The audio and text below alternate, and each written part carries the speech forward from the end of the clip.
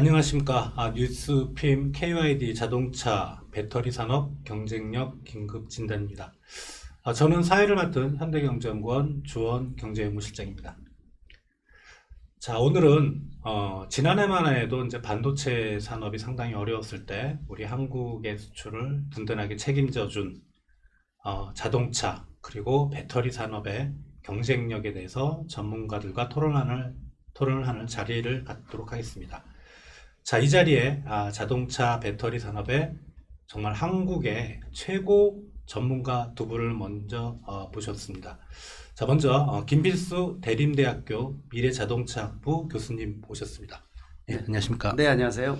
네, 그리고 송준호 한국전자기술연구원 수석연구원님 참석해 주셨습니다. 안녕하십니까? 네, 안녕하세요. 네.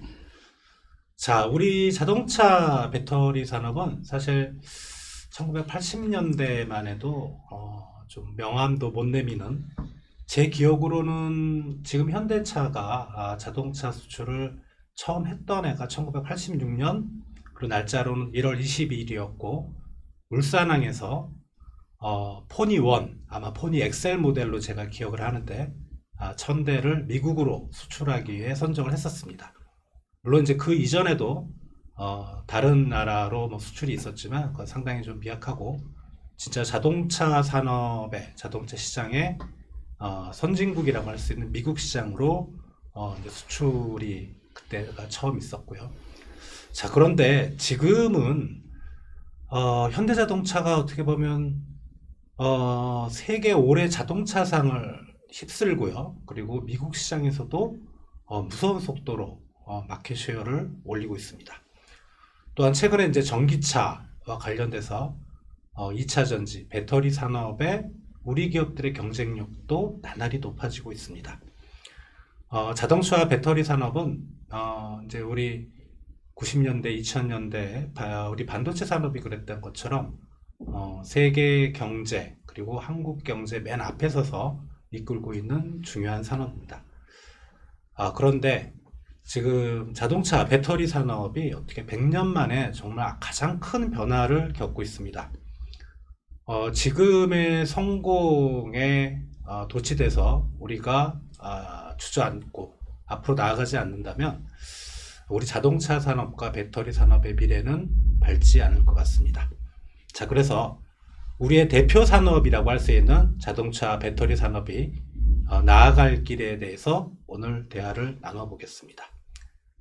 자, 먼저 우리 한국 자동차 산업부터 봐야 될 것 같습니다. 교수님. 네. 예, 현대차 그룹이 정말 최근 한 몇 년 동안 어마어마한 실적을 내고 있어요. 네.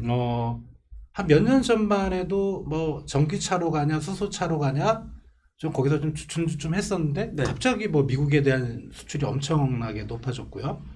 그리고 올해도 지난해 실적 못지않은 엄청난 이제 성과를 거둘 것이라고 하는데, 그런데 반도체 산업이라 그러면 삼성전자가 있지만 우리 또 SK하이닉스도 있고 네. 또 우리가 잘 모르는 중소기업의 어떤 반도체 기업들도 상당히 경쟁력이 높은 걸로 알고 있는데, 자동차는 현대기아 빼놓고는 사실 우리가 이게 그쪽에 경쟁력이 좀 있나? 그런 생각도 들거든요. 그러니까 우리 한국 자동차 산업의 경쟁력을 좀 진단을 해주셨으면 먼저 부탁드리겠습니다. 말씀하신 대로 이 국내 자동차 산업하면 현대기아 빼놓고 얘기할 수가 없습니다. 아마 OECD 국가 중에서 신차가 약 170만 대 정도 판매되는 국가에서 80% 이상의 점유율을 갖고 있는, 어떻게 보면 독점을 넘어섰죠. 근데 이런 시장의 규모를 보면 해외에서 지금 의외로 보거든요. 이렇게 이제 선진 자동차 기술을 갖고 있으면서 점유율 자체가 한쪽에 몰아서 있는 거. 그렇다고 이게 뭐 밀어내기 이런 것도 아니고 결국은 신차 구입하는 건 소비자가 구입하는 거기 때문에 그만큼 완성도가 높다는 뜻도 가지고 있습니다. 일단 독특한 구조인 거는 맞고요. 말씀하신 대로 뭐 작년에 실적 그렇게 좋은 것이 뭐 갑자기 등장한 것은 아니고 그 전에 누적된 부분들이 수면 위로 돌출됐다 이렇게 보고 있습니다. 아시겠지만 현대차 그룹이 작년 27조 원 영업이익률 정도 됐고, 지금 뭐 1, 4분기 보면은 이 한 7조 원이 넘더라고요. 기아차가 특히 이제 잘하지 않습니까? 기아가 현대 직원의 약 반인데 올해 1, 4분기가 3조 한 4천억 정도 영업이익률이니까 아마 그 정도 되면은 대단하다라는 생각이 들고 매출 대비해서 9% 수준이에요. 저희가 제조업하면 BMW 벤츠가 10% 두 자리 숫자인데 일반 이 글로벌 제작사가 9% 정도 수준이다 그러면 엄청난 거거든요. 그만큼 이제 실적이 뛰어나다는 건데 뭐 특히 점유율 보면은 미국이 10%, 유럽이 한 11%, 그밖에 인도라든지 각 지역, 뭐 중국이 좀 줄어들고 러시아는 뭐 우크라이나 전쟁 때문에 아예 제로가 돼 버렸지만은 잘하고 있습니다. 근데 이제 이렇게 된 배경에는 기존에 한 4, 50년 동안에 노력했던 내연기관차에 대한 엔진과 변속기의 독자적인 기술력 확보. 역시 이제 부품사들의 역할도 굉장히 컸다고 보고 있습니다. 융합 모델이라고 분명히 볼 수가 있고요. 여기다가 제네시스 같은 프리미엄 모델도 자리매김에 성공을 해서 우리나라와 미국에서 뭐 상당히 지금 누적돼서 성공적으로 안착이 되고 최근에 이제 제네시스 모델이 유럽과 이제 중국에도 진출을 시작을 했는데 독일에서의 반응, 유럽에서 반응이 괜찮습니다. 그래서 아마 기대가 좀 커지고 있고 여기다가 이제 도요타가 하이브리드 자동차 기술은 세계에서 최고의 기술을 갖고 있었는데 현대차 그룹이 원청 기술을 확보하는 데 성공을 해서 연비도 뒤떨어지지가 않고 있거든요. 그래서 요새 효자 종목하게 되면 이렇게 이 영업이익률이 높은 것은 고부가 가치의 그 SUV 또 중대형 SUV와 또 친환경차 하이브리드 차를 포함해서요. 그리고 전기차는 이제 아직까지는 작년 말부터 판매가 주춤하는 숨고르기 캐즘 현상이 진행이 되고 있는데 아마 이 부분도 3, 4년 이후에는 수면 위로 많이 올라올 겁니다. 그래서 일단 정의선 회장 중심으로 해서 전기차와 수소차는 쌍도마차를 미래 모빌리티로 놔두고 기존의 내연기관차와 하이브리드 차를 통해서 조정하는 이런 부분들이 먹히지 않느냐라는 측면에서 일반 프리미엄과 대중 모델의 조합 또 재작년 글로벌 넘버 3로서의 의미 또 미래 모빌리티의 선점에 대한 부분들 이런 어떤 시너지가 좀 나오는 거라고 판단을 하고 있고 그만큼 이제 부품사의 어떤 희생도 굉장히 컸다고 보고 있습니다. 뭐 좀 아쉬운 부분들은 나중에 또 말씀드리겠지만은 현대기아차는 잘 나가고 있는데 부품사의 입장에서는 아쉬운 것들이 좀 있습니다. 1차 협력서 빼고 2차, 3차로 내려가게 되면 영업이익률 자체가 뭐 한 4, 5%에서 2%, 1%까지 떨어지거든요. 이거는 까딱하면 뒤집어지는 형태인데 그런 부분들은 좀 더 개선의 효과가 좀 있어야 되지 않냐라는 생각을 가질 수가 있는데 일단 지금은 이러한 미래 혼란 속에서 잘하고 있다. 자동차 산업. 근데 이제 앞으로 더 잘해야 된다라는 부분들. 5년, 10년 사이가 가장 중요한 시기고 여기에는 뭐 송수홍님 나오셨지만은 배터리부터 전기차, 가성비 높이는 작업 여기다가 이제 자율주행부터 인공지능까지 알고리즘을 얼마나 융합시켜주느냐 이게 앞으로 굉장히 중요한 과제라고 판단되고 있습니다. 그러면 이제 이번에는 배터리 산업의 한번 경쟁력을 좀 알아보는 그런 시간을 갖도록 하겠습니다. 근데 사실 뭐 중국의 배터리 기업들도 많고 뭐 우리나라에 뭐 SK도 있고 LG 에너지 솔루션도 있고 근데 LG 에너지 솔루션만 해도 LG화학에 뭉쳐 있다가 최근에 이제 떨어져 나온 거잖아요. 그만큼 분사를 했다는 거는 뭔가 이쪽에 경쟁력이 있고 뭐 부가가치가 많이 들어갈 거라는 그런 걸 대변해 주는 건데 우리나라 배터리 산업의 경쟁력이라고 할까요? 이건 어느 정도로 평가를 하고 계십니까? 예, 일단 자동차 산업과는 다르게 리튬이온 배터리 산업을 말씀드리자면 이제 91년도에 소니가 처음으로 상용한 이후에 모바일 IoT 쪽으로 이제 많이 확장을 해왔고 저희가 후발주자로서 아주 선제적으로 잘 진입에 성공을 했습니다. 특히나 그때는 수요 산업인 전자산업 쪽에 저희가 강력한 우방이 있었기 때문에 접근을 했고 근데 이제 어쨌든 간에 이게 하이브리드 자동차에 처음으로 리튬이온 전지를 우리나라에 2008년도에 처음으로 현대차의 LG 그때 당시에 화학이 넣기 시작하면서 저희가 먼저 선점한 효과가 현재까지 좀 와 있고요. 다만 아쉽게도 이제 중국도 마찬가지로 저희 다음으로 후발주로 들어와서 지금 여러 가지 면에서 강국으로 자리 잡고 있습니다. 이게 배터리 산업이 특성상 소재 부품 비율이 이제 80% 가까이 넘어서고 있기 때문에 거기에 들어가는 소재 부품이 다 케미칼 베이스나 또는 세라믹 또는 뭐 탄소 이런 것들입니다. 따라서 그런 것들을 가능하면 많이 저렴하고 효율적으로 만들 수 있는 지역적인 배분에 있어서 한중일밖에 배터리 산업을 지금 영위하고 있지 않기 때문에 결국은 중국에서 했던 것들이 이제 현재 지금 여러 가지 공급망 이슈나 원재료 이슈가 다 중국에 매일 수밖에 없는 부분이고요. 따라서 어떤 정부의 지원이나 인력, 양적인 인력 규모 또는 투자 규모로 봤을 때 솔직히 대부분에 있어서 중국에 밀릴 수밖에 없는 게 현실입니다. 다만 아직까지 우리가 다소 앞서 있다고 보고 있는 거는 이제 셀을 기준으로 봤을 때 대량 생산 능력 또는 생산성, 수율에 있어서는 중국보다는 우리가 다소 좀 우위에 있고, 그걸 좀 더 풀어서 말씀드리자면 현재 이게 한국에서 생산하는 것 대비 수요자 요구나 각국의 어떤 규제나 여러 가지 정책 때문에 미국이나 유럽에서 이제 라인이 깔려 있는데, 그런 선제적으로 미리 해외 생산에서의 경험이 우리나라가 중국보다는 다소 몇 년 앞서 있다. 물론 이제 유럽을 기준으로 해서 독일의 이제 CATL이 세계 1위 업체인 CATL이 진출함으로 인해서 그쪽에서 이제 생산성이 얼마나 확보될 것이냐가 지금 유럽 시장에서의 경쟁이 되겠지만, 어쨌든 여러 가지 환경에 있어서 그 셀의 생산성을 얼마나 지속적으로 유지하느냐가 우리나라가 그 경쟁력을 유지하고 격차를 벌리는 데 가장 중요한 포인트로 보이고 있습니다. 지금 배터리 기업들, 그러니까 주요국들의 이제 배터리 만드는 기업들이 있지 않습니까? 가장 앞서가는 기업은 어디입니까? 그러니까 여러 가지 면에서 규모로 보면 이제 세계 명실공 1위 업체가 이제 이 중국의 CATL이고요. 그 다음에 이제 실제로 기술적으로 여러 가지 봤을 때 그러니까 확장성이나 그런 거 봤을 때 뭐가 제일 좋냐면 어쨌든 LG 엔솔이라고 말씀드릴 수 있습니다. 앞에서 말씀하셨지만 왜 이제 SK 온도로크, LG 엔솔이 왜 이제 따로 독립을 했느냐. 결국 이게 대규모의 막대한 투자비가 필요합니다. 그리고 그거를 원하는 여러 가지 자동차 업체들이나 수요 산업이 있기 때문에 지속적인 투자가 필요하고, 그런 것들이 돈을 벌어서 그걸 다시 재투자해서 하기에는 시기적으로 좀 촉박한 면이 있습니다. 배터리 산업의 특성상 자동차에 마찬가지지만 자동차가 기종이 결정되고 제품 출시한 1, 2년 전부터는 다양한 그 안에 들어간 주요 핵심 소재 부품들이 다 확정이 돼야 되는데, 특히나 전기자동차는 배터리가 가장 중요한 부품이고 거기에 대해서는 1, 2년 전부터 확보가 돼야 되고, 그거를 위한 셀 개발, 제품화는 또 그 전에 2, 3년, 3, 4년 전부터 자동차사와 전지사의 협업이 많이 중요합니다. 따라서 한 3, 4년 전부터 향후 3, 4년 뒤에 나올 기종에 대한 배터리 사양을 협력을 통해서 준비를 해야 되기 때문에, 그래서 결국 계속 나오지만 선수주라는 형식이 이게 뭐 미리 선점하기라기보다는 그런 협업이 필요하기 때문에 미리 계약 관계를 통해서 협력을 할 수밖에 없다. 따라서 그런 그 긴 숨에서 배터리 산업을 이해해야 좀 도움이 되고요. 몇 개월 사이로 뭐 시장이 커지고 작아지니 좀 성장세가 둔화되니 완화되는지는 배터리 산업의 입장에서 봤을 때는 잠깐 흔들림일 뿐이고, 장기적인 관점에서 어떻게 이해하느냐가 더 중요하다고 저는 보고 있습니다. 네.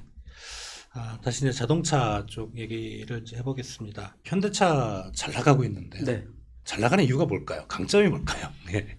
일단 뭐 이 세계 흐름에 대해서 능동적으로 대처하는 부분들이 다른 글로벌 제작사에 비해서 가장 빠르다는 겁니다. 그런데 제일 중요한 부분들이 미래를 내다보는 반걸음 앞선 전략이라고 보고 있거든요. 그래서 정의선 회장 체계가 올해 한 4년째 회장을 맡아서 진행을 하고 있는데, 뭐 아시겠지만은 단점도 굉장히 많습니다. 군대 문화 같이 하청 문화로 돼 있고 또 좀 고질적으로 좀 굳어 있거든요. 유연성이 떨어진다는 얘기죠. 근데 미래 모빌리티는 융합이기 때문에 소프트웨어라든지 이런 부분을 강조를 해야 되는데, 너무 하드웨어 쪽에 이제 치중이 돼 있다 보니까 그런 부분 바꾼다든지 이런 것들이 이제 있어야 되는데, 일단 강점은 이 군대 문화식으로 굉장히 좀 일사불란하게 움직이는 부분이 많습니다. 그래서 공장을 질 때도 다른 국가 대비해서 한 1년 이상은 이 공기가 단축이 됩니다.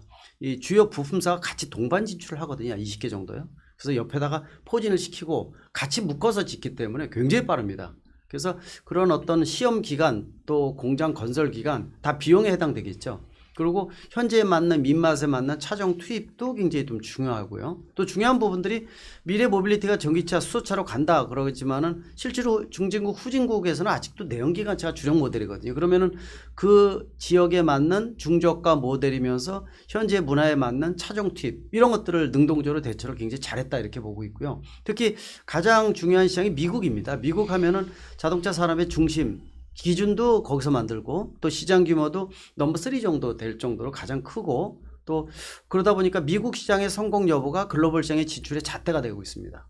그래서 현대차 그룹은 미국부터 공략을 해서 미국인의 입맛에 맞는 차종의 노력을 통했죠. 아까도 주 시장님 말씀하신 대로 1976년에 에콰도르 8대 폰이 완가고 실제로 미국은 86년이지 않습니까? 그래서 그때만 하더라도 엑셀 한 번 쓰고 버리는 차 이미지였거든요. 그냥 다른 국가에서 만들어 쓸만한 것보다도 그냥 한번 쓰고 버리는, 우리가 예전에 이 지하철에서 중국산 메이드 인 차이나 쓰면 1,000원 주고 한번 쓰고 버리지 이미지가 예전에 그랬었어요. 예. 근데 지금은 뭐 위상이 완전히 틀리죠. 왜? 중고차로 쓰다가 처리해도 가장 높게 받는 기종 중에 하나입니다.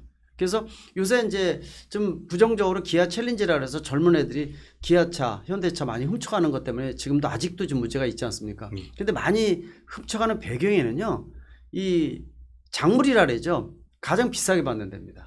그 이유가 또 바닥이 깔리네요. 그만큼 이제 현대기아차의 차의 수준, 품질 아주 괜찮다라는 이미지죠. 그래서 또 프리미엄인 제네시스 같은 경우에도 뭐 타이거 우즈 사건도 있었지만 가장 안정적으로 공략이 되면서 프리미엄 차, 또 하이브리드 차, 또 내연기관차, 여기다 전기차는 퍼스트 무버로 치고 나가는 부분이 있으니까 이런 어떤 선제적인 조건, 그러면서도 이 각종 글로벌 시장의 평가 지수가 세계 최고를 달리고 있는 차종들이 굉장히 많아지는 게 현대기아차거든요. 그래서 미국에서 작년에 이 스텔란티스죠, 클라이슬러가 포함된 거기를 물리치고 미국 시장에서 4번째 올랐었죠. 올라서서 그만큼 뭐 2자리 숫자의 점유율을 갖고 있고, 그러다 보니까 자신감도 가지면서 유럽 공략, 또 인도라든지 또 러시아도 뭐 엄청났었죠. 우크라이나 전쟁 전에는요. 예. 그래서 동남아로 본격 진출하고 있고, 그래서 규모의 경제가 돼서 국내외에서 700만 대 이상 넘버 3로서의 자리매김에 성공했다. 거기다가 이제 이 가격 제각받기 운동이라든지 또 수준도 높아지고 프리미엄 차가 되고 중대형이 판매가 되면서 영업이익률까지 예전에 한 3-4%가 엊그제인 것 같아요. 지금 근데 현대가 8% 수준, 기아가 9% 수준이지 않습니까? 높죠. 예, 제조업에서 8%. 엄청납니다. 제조업에서 2자리 숫자는 꿈의 숫자지 않습니까? 근데 이거를 구현했다는 것 자체는 돈을 버는 방법을 아는 거죠.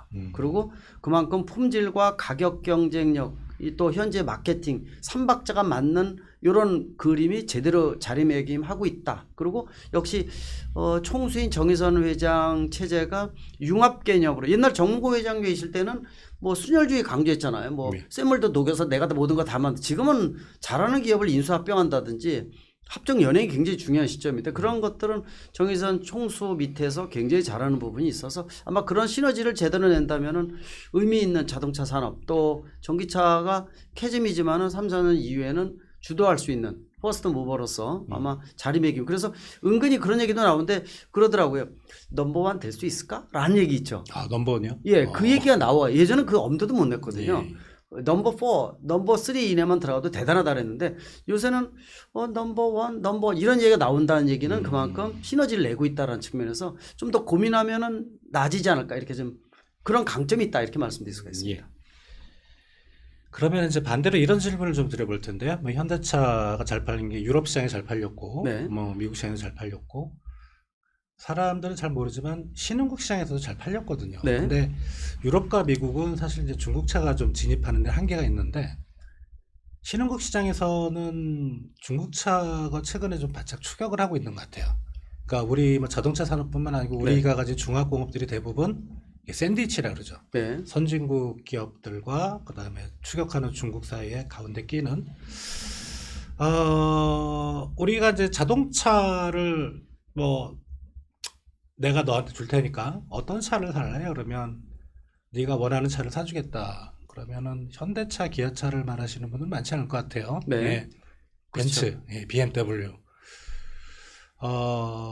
말씀하신 우리가 최고 탑으로 가기 위해서 지금 아직 못 가는 그 이유라고 할까? 현대기아의 일종의 약점이 될 수도 있겠죠. 그런 부분이 무엇일까라는 걸 한번 좀 설명해 주시면 좋겠습니다. 가장 중요한 게 BMW, 벤츠가 이 명차 이미지, 물론 이제 3-4억짜리 빼놓고 그거는 뭐 차종 자체가 이제 한계가 있는 부분들이고요. 어떤 규모의 경제를 가지면서 프리미엄 차 하면 BMW, 벤츠를 얘기를 하는데 그 끝까지, 아우디도 거기까지 못 올라가고 있죠. 근데 그게 되기 위해서는요, 가장 중요한 건 과거를 통해서 미래를 지향한다라는 그림이 있어요. 명품은 그냥 탄생하는 게 아니라 100년 동안에 이어지면서 한 땀 한 땀 또 어떻게 만드는 과정이 이어지면서 명품 이미지가 있는데, 현대기아차는 이 클래식카 박물관이 없습니다.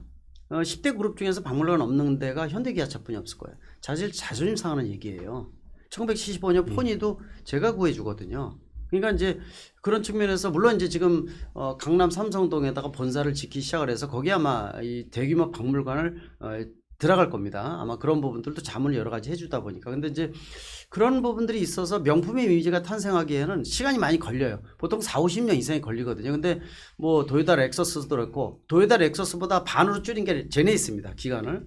그렇지만은 아직 명품보다 뭐 어떻게 보면은 이 고급 이미지에 대한 부분들이 있지만 아직 명품의 이미지는 약하다는 거죠. 그래서 부가가치를 높이기 위해서는 한정적이라는 것들은 시간도 필요하고 좀 더 노력이 필요하다는 거고, 또 말씀하신 대로 대중 모델 같은 경우에는 남미라든지 아니면 중동이나 아니면 동남아 쪽은 뭐 일본 차도 그렇지만은 중국 차가 엄청나게 쏟아져 나오고 있거든요. 밑에서 샌드위치로 끼어 있다 보니까 가격도 도저히 맞출 수가 없고요.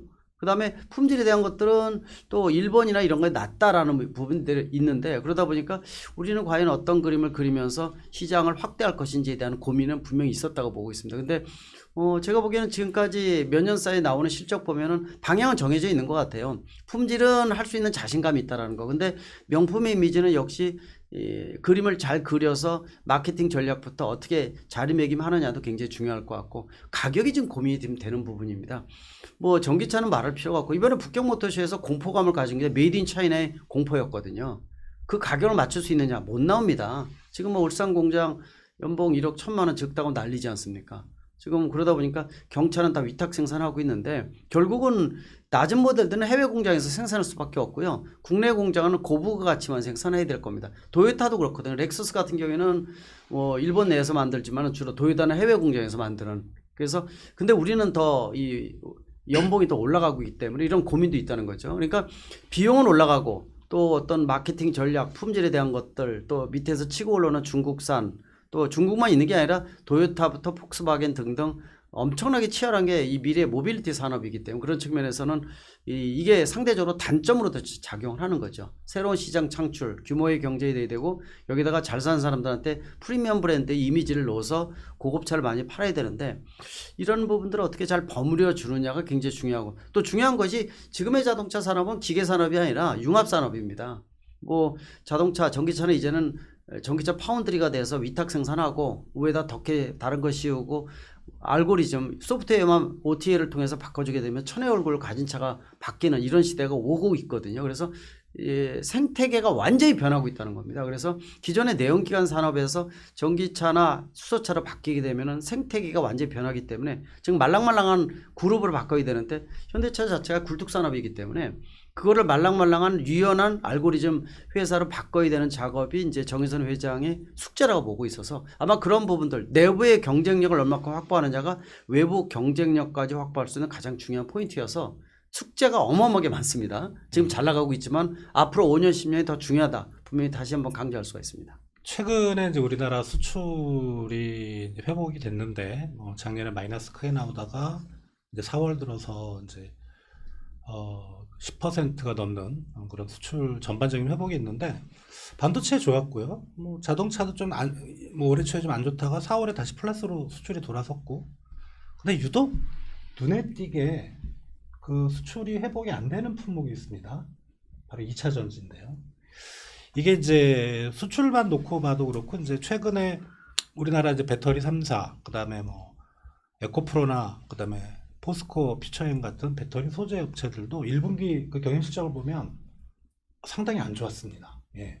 그래서 이게 아무래도 이제 전방 산업이 전기차 수요의 문제인 것 같은데, 뭐 관련된 뭐 배터리 업계 쪽을 아까도 언급하셨지만 뭐 그냥 일시적인 현상이다 이렇게 말하시는 분들도 있고, 어떤 분들은 이거 당분간 좀 힘들지 않겠나 이렇게 말씀하시는 분들이 있어요. 그러니까 2차 전지, 뭐 좀 더 크게 말하면 전기차 시장, 이런 거에 어떤 앞으로의 뭐 멀리 보는 게 아니고 올해 뭐 내년 정도의 그 전망이랄까. 왜냐하면 이 SK온이나 그다음에 LG 에너지 솔루션에 주식 투자하신 분들이 있기 때문에 예, 그런 쪽을 한번 좀 전문가 입장에서 좀 설명을 해주셨으면 좋겠습니다. 이것부터 말씀드리고 싶어요. 왜냐하면 배터리 산업이 다른 산업 대비, 그러니까 뭐 좋을 때는 뭐 성장 10% 하다가 어째 나쁠 때는 뭐 역성장도 하고 그런 식으로 흘러가는 모양새가 아니라,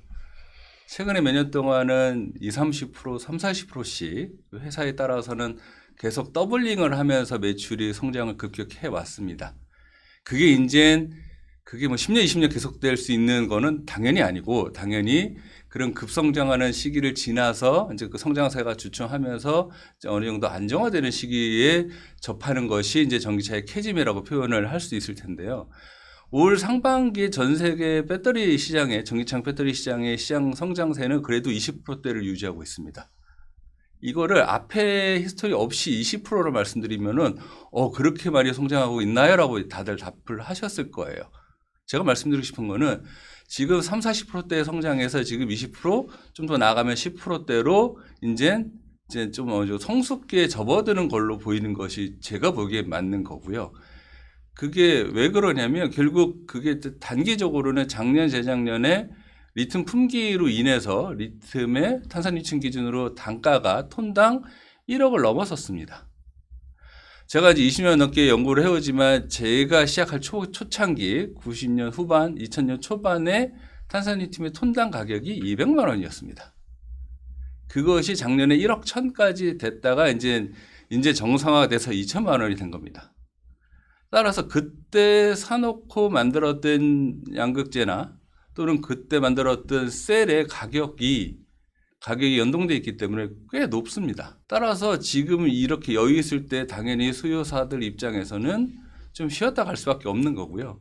따라서 이제 재고가 쌓인 거가 이제 좀 나타난 부분이 있다. 그것이 이제 올해 하반기든 내년부터 조금씩 안정화가 될 텐데 결국 리튬의 흔들림으로 인해서 거기가 배터리 가격이나 그걸로 인해서 재작년에 시장이 더 확실히 커진 효과도 리튬 원재료 때문에 시장이 더 한 20, 30%는 더 과다 계상됐고 그것이 다시 작년 올해 떨어지는 부분이 있다라는 거 말씀을 하나 드릴 수 있고요.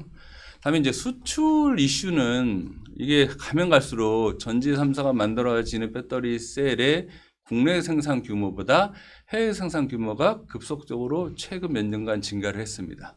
근데 그런 것들은 당연히 수출이 안 잡히죠. 근데 지금까지 작년, 재작년에 핫했던 거는 계속 말씀드리지만 리튬 가격으로 인해서 거기에 관련된 양극재 해외 수출이 규모 양보다 금액이 훨씬 커졌기 때문에 재작년, 작년에 꽤 규모가 커진 것처럼 약간 과다 계상된 이유는 있다. 그리고 또 하나 말씀드리면은 원래 초기에 중국 전기차 시장이 막 태동하고 했을 때 거기에 필요한 배터리를 이제 판매하기 위해서 국내 기업들이 중국에 공장을 졌습니다. 근데 그때 마침 시진핑이 자국 배터리 산업 보호를 위해서 우리나라 거는 보조금 대상에서 제외를 했고 훨씬 더 그때 당시는 성능이 너무 많이 떨어졌던 인산철 배터리만 화재 이슈를 핑계대서 보조금을 줬죠. 그게 결국 어떤 역할을 했냐면 어쩔 수 없이 유럽에 선제적으로 진출할 수 있는 뭐 기회 아닌 기회를 제공받았지만 반대로 현재 거기서 생산하는 셀 제품의 대다수가 국내에 수입을 하고 있습니다. 현대기아차가 썰 양도 있고 하니까요. 따라서 그렇게 계산해 봤을 때는 차라리 수입이 늘어나고 수출은 해외 생산 때문에 그렇게 늘어나지 않는.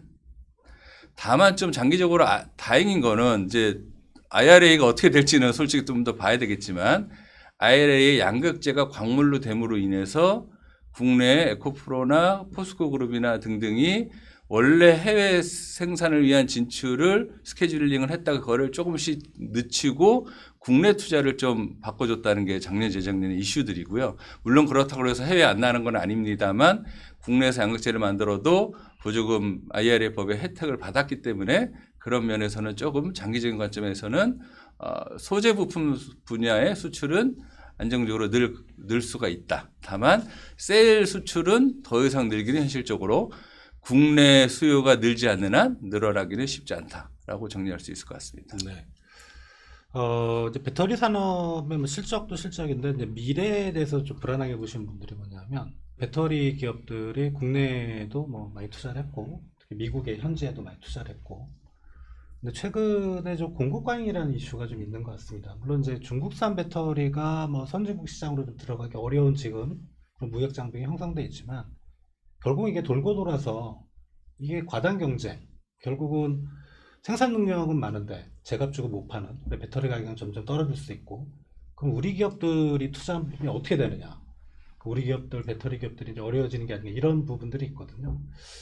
근데 그런 걸 생각할 때 이게 과잉 생산의 가능성은 없는지, 그리고 우리 기업들이 거기서는 이제 경쟁이 정말 치열해지거든요.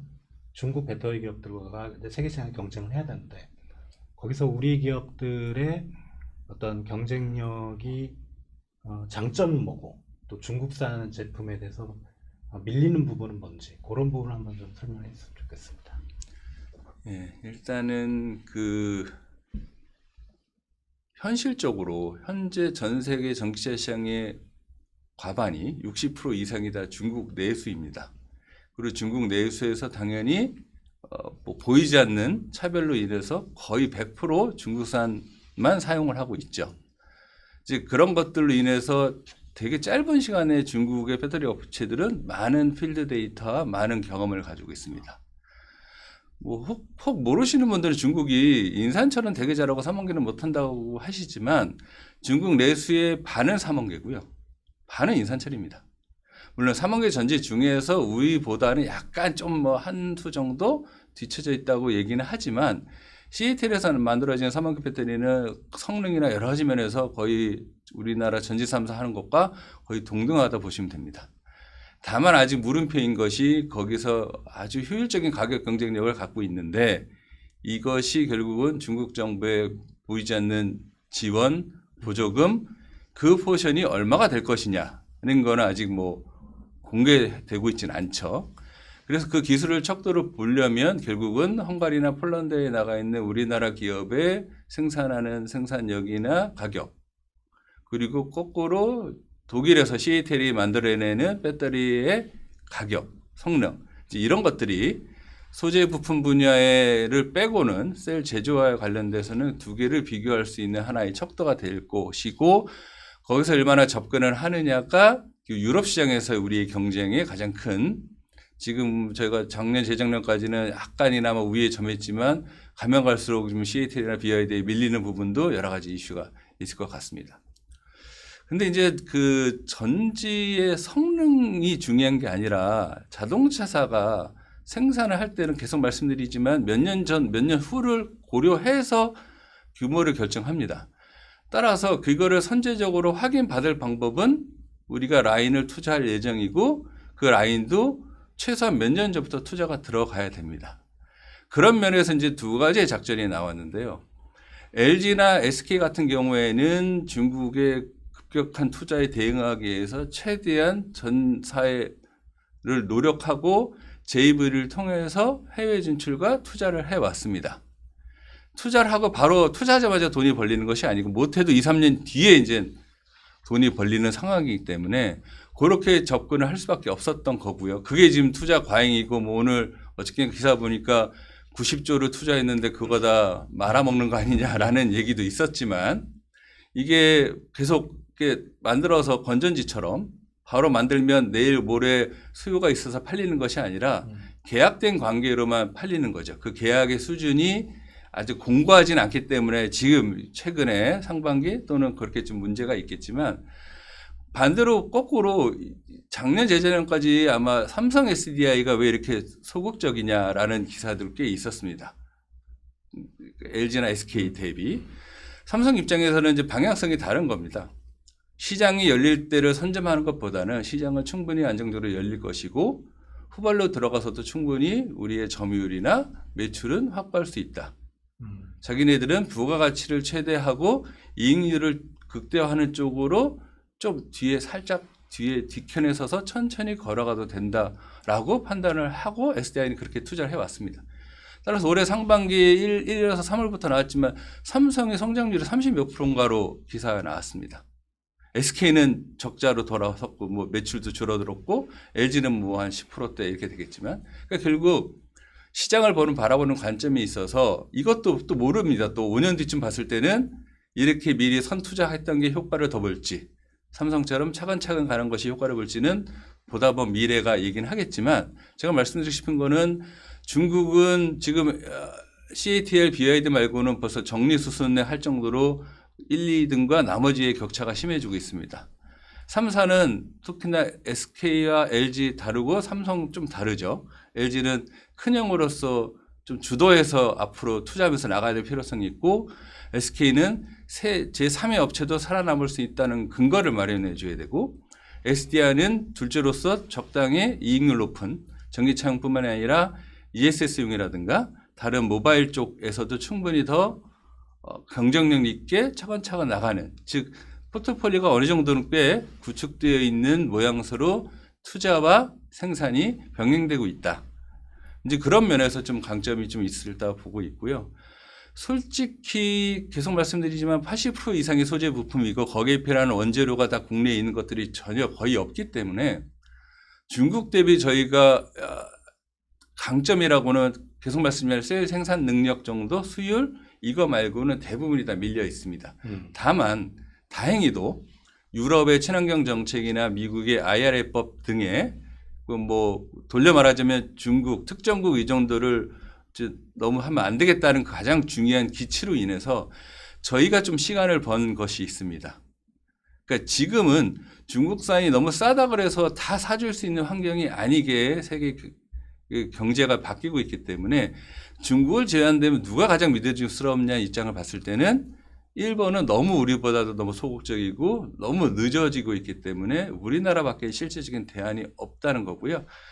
그 틈을 우리가 얼마나 잘 효율적으로 파고들어서 안정적으로 점유율을 유지하느냐가 상당히 중요합니다. 따라서 조금 비싸더라도 원재료를 훨씬 더 친환경적으로 만드는 나라 또는 만드는 기술을 가지고 리튬 있는데도 호주, 칠레 등등이 많습니다. 그게 가공에 많은 에너지를 중국에서 했다 왔던 것 뿐이고요. 그런 공급만부터 우리의 주도로 해서 다변화를 할 수 있습니다.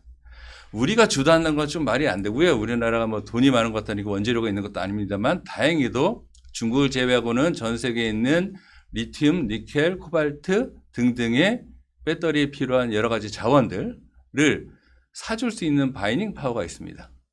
저희는 그걸 사서 미국, 유럽에 셀의 형태로 배터리의 형태로 이제 공급을 해야 되는 거고요. 따라서 미국, 유럽의 최종 수요를 원하는 곳에서 돈을 대고 거기가 있는 제3세계인 광물이 있는 지역에 투자를 해서 채굴을 해서 그걸 우리나라가 사용을 해가지고 배터리를 만드는 비중국권의 공급망 생태계 확보가 필요합니다. 그게 확보가 된다면 우리가 이제 명실공히 원재료부터 셀 최종 후단까지 전 과정에 있어서의 공급망을 확보할 수 있는 방법이고요. 따라서 그런 긴 숨의 관점에서 봤을 때 배터리 재활용이라든가 그런 식의 기술들의 가능성이나 또는 초점도 올라가고 있습니다. 그러니까 지금은 아마 채굴 기반일 텐데 유럽에서 계속 밀고 있는 탄소 배출량, 배터리가 전기차로 쓰면은 탄소 배출량을 줄이는데 효과적이기는 알겠는데 그 배터리를 만드는 과정 속에서 너무 많은 에너지와 탄소 배출을 하지 않느냐. 그리고 엄청 많이 사용하는 거가 다 버릴 거면 그거에 대한 탄소 배출량을 어떻게 효율적으로 줄이느냐도 미래의 배터리 경쟁력에 있어서 가장 중요한 요인으로 부각이 되고 있다라고 보고 있습니다. 따라서 지금은 저렴하게 중국산을 많이 썼다면 지금은 좀 더 비싸더라도 탄소 배출을 고려하면서 훨씬 더 안정적으로 기능적으로 만드는 세상이 돌아올 수밖에 없고요. 그런 면에서 아마 2040년, 50년 언제 될지 모르겠지만 아마 납축전지처럼 납의 대부분을 재활용하는 시대처럼 리튬이온 배터리도 교체 수요만 있는 세상이 온다면 그때는 아마 채굴을 배터리용 원재료를 쓰기 위한 채굴은 금지하거나 엄격히 규제하는 법안들이 전 세계적으로 있을 거고요. 한번 만들어서 다 폐기된 배터리를 재활용을 통해서만 확보하라고 아마 하지 않을까 싶습니다. 이제 그런 것들이 초기가 유럽에서 밀고 있는 25년까지 배터리 전주기 있어서의 탄소 배출량을 공개를 의무화하고 27년부터 배출량을 관리를 하는 걸로 지금 법을 만들어져 있고요. 거기에 마찬가지로 31년대 35년까지는 거기에 필요한 원재료의 상당수를 재활용 원료로만 써서 배터리를 만들어야만 유럽 내 공급 또는 생산이 가능한 걸로 환경 관련된 법을 만들고 있습니다. 따라서 우리나라 배터리의 미래에는 결국은 당연히 더 고성능을 저가격에 만드는 것이 우선돼야 되겠지만 거기에 플러스 훨씬 더 깨끗하게 친환경적으로 만들고 사용되고 처리되는 친환경적인 배터리를 만드는 기술이 우리나라가 중국을 이길 수 있는 어떤 기술적인 대안이 되지 않을까 이렇게 보고 있습니다. 네. 두 가지 이제 말씀해 주셨는데 하나는 이제 궁금한 이슈고 그거는 이제 어떻게 보면은 생산 활동의 안정을 확보하는 그리고 또 하나는 이제 친환경 이슈. 그럼 이 얘기를 그대로 이제 현대차 그룹에다 좀 적용을 하면 첫 번째는 현대차가 이제 그 지난 정부 때인가요? 수소차. 네. 예, 이거 상당히 친환경적이고 네. 그리고 이제 현대차에서 이제 지금은 어떤 상태인지 모르겠는데 UAM이라고 예, 어떤 새로운 산업 이런 것도 이제 현대차에 투자를 늘리고 있는데 요 부분 어떤 환경과 관련된 현대차 그룹의 이슈 네. 이런 쪽에서의 이제 투자가 알게 모르게 좀 진행이 되고 있는 걸로 알고 있습니다. 예. 이게 뭐라 할까 정말 괜찮은 투자일까요? 예, 그런 생각이 좀 듭니다. 네. 지금 일각에서 이제 그런 얘기를 많이 하지 않습니까? 뭐 미래 모빌리티 저희도 이제 학부가 미래 자동차 학부로 돼 있지만은 아마 자동차 이름을 다 뺄 거예요. 좀 이따가는 모빌리티로 다 바뀝니다. 벌써 이제 학과정에서 미래 모빌리티 학과, 모빌리티 융합과 이런 식으로 나와서 모빌리티라는 것이 이 기반의 어떤 지상을 달리는 자동차에서 UAM 또 로보빌리티라고 해서 비포장도로나 험로 차가 못 가던 지역에 로봇 개념과 모빌리티를 합쳐서 로보빌리티라고 얘기를 하거든요. 그러니까 이런 개념까지 확대되는 전체적인 모빌리티 개념으로 플랫폼으로 바꾼다는 것이 현대차 그룹의 목적이라고 보시면 돼요. 지금 현대차 그룹인데 현대 모빌리티 그룹으로 바뀔 겁니다. 아마 이름도 자체도. 예, 그만큼 이제 미래를 지향한다라는 측면이 있고 또 자동차 하나만 가지고서는 미래의 먹거리를 주도하기에는 시장 규모도 좋고 어떤 글로벌 제작사 아까 말랑말랑한 기업으로 바꾼다 알고리즘 회사로 바꾼다 이런 말씀을 드렸는데 모빌리티가 마찬가지라는 거죠. 그래서 지금 말씀하신 UAM도 내년 말에는 아마 시범 모델이 나와서 상용 모델부터 선을 보일 것이고 일단 기체 자체는 현대차 그룹에서 만들고 있지 않습니까? 뭐 얼마 전에도 뭐 미국 라스베가스 전시회에서도 그런 모습도 보였었고 그래서 아마 그런 어떤 이 천문학적인 이 미래 비즈니스 모델로 UAM도 고민을 하고 또 레벨 3의 자율주행 개념도 아직 완성도가 많이 떨어지지만은 사고가 많이 생기는 이유가 지상에서 일반 유인운전과 자율주행이 조우했을 때 사고가 많이 생기는 거지 완성도가 떨어지더라도 자율주행만 있으면 사고는 안 생깁니다. 그러니까 자율주행 전용 도로의 군집 운행이나 이런 것들이 있으면 사고 안 생기고 도리어 레벨 3의 완성도가 떨어지는 자율주행 기술을 UAM에 적용하면 사고가 도리어 안 생긴다 그러죠. 지상에 500에서 1km 상고에는 아무것도 없기 때문에 도리어 낫다고 얘기하지 않습니까? 그래서 아마 그런 비즈니스 모델이 확대될 것이고 원래 이제 애플카도 뭐 포기다 저는 지연이라 보고 있는데 그렇게 안 된 것도 2,000명을 이제 AI 쪽으로 투입하기 위해서 급하다 보니까 그쪽으로 투입해서 아마 연기라고 보고 있는데 이게 기술 성숙도가 레벨 4를 생각을 했는데 레벨 4가 생각 이상으로 구현이 되기가 어렵습니다. 2030년 정도 돼야 되거든요. 근데 그 전에 나온 레벨 3의 기술을 가지고 여러 응용을 하게 되면은 차만 팔아서 단순하게 제작만 하는 게 아니라 서비스 개념 또 알고리즘 개념을 부과하게 되면 부가가치를 몇 배로 늘릴 수 있다는 거죠. 그러니까 돈을 버는 방법을 좀 더 미래의 비즈니스 모델을 다양화한다는 측면도 있고요. 또 올해 8월 8일 날 앨런 머스크가 뭐 테슬라 차량이 20-30% 가격을 떨어뜨리더라도 중국산 전기차와 경쟁을 하다 보니까 실질적으로 판매가 줄어들다 보니까 테슬라 입장에서는 비상이 걸렸습니다. 그래서 8월 8일 날 뭐 로보택시 레벨 4 수준을 발표하겠다라고 하고 또 지난주에 그 리창 총리하고 가서 그 시장을 중국을 베이스로 해서 이런 것도 일단 급한 거죠.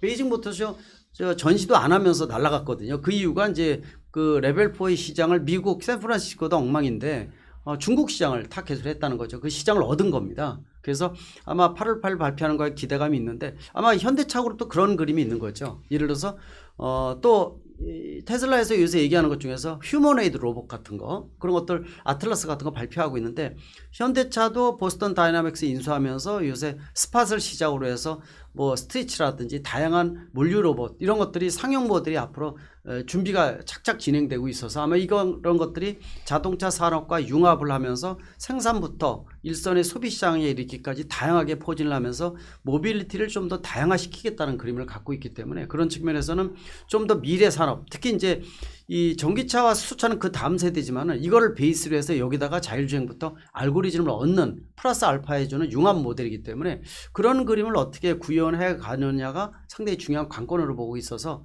지금까지 단순하게 굴뚝산업으로 차만 만들어서 판매했던 시대는 끝나가고 있다. 즉 요람에서 무덤까지 비즈니스 모델을 다양화하면서 우리가 말하는 마스라고 얘기를 하지 않습니까? 그래서 이 모빌리티의 완성이라고 보고 있는데 서비스 플랫폼의 완성이다라는 그림으로 현대차그룹도 그림을 바꿔가고 있다라는 거. 그래서 미래의 어떤 급변한 시대에 대비해서 새로운 먹거리를 확보를 한다라는 측면이 굉장히 강하다 볼 수 있습니다. 걱정이 되는 것은 이제 국내에서 노사 문제도 있고 그러다 보니까 실제로 공장이 해외로 많이 나갈 것이고 부가가치가 틀린 모델을 공장마다 틀리게 생산할 것이고 또 그리고 해외로 나가게 되면 국내 산업 공동화에 대한 우려가 정책적인 고민 속에서는 분명히 존재한다고 볼 수가 있거든요. 그래서 또 요새 뭐 우크라이나 전쟁이나 중동 전쟁 등 상당히 좀 고민거리도 많고 또 FTA를 통해서 먹거리를 만드는 대한민국 입장에서는 글로벌 국가가 자국 우선주의, 지역 우선주의가 팽배되고 또 트럼프 공포 있지 않습니까? 이런 것들이 이 수출을 통해서 이 먹거리를 만드는 대한민국, 특히 현대차그룹 4대 중에 3대 수출하고 있는데 고민이 많습니다.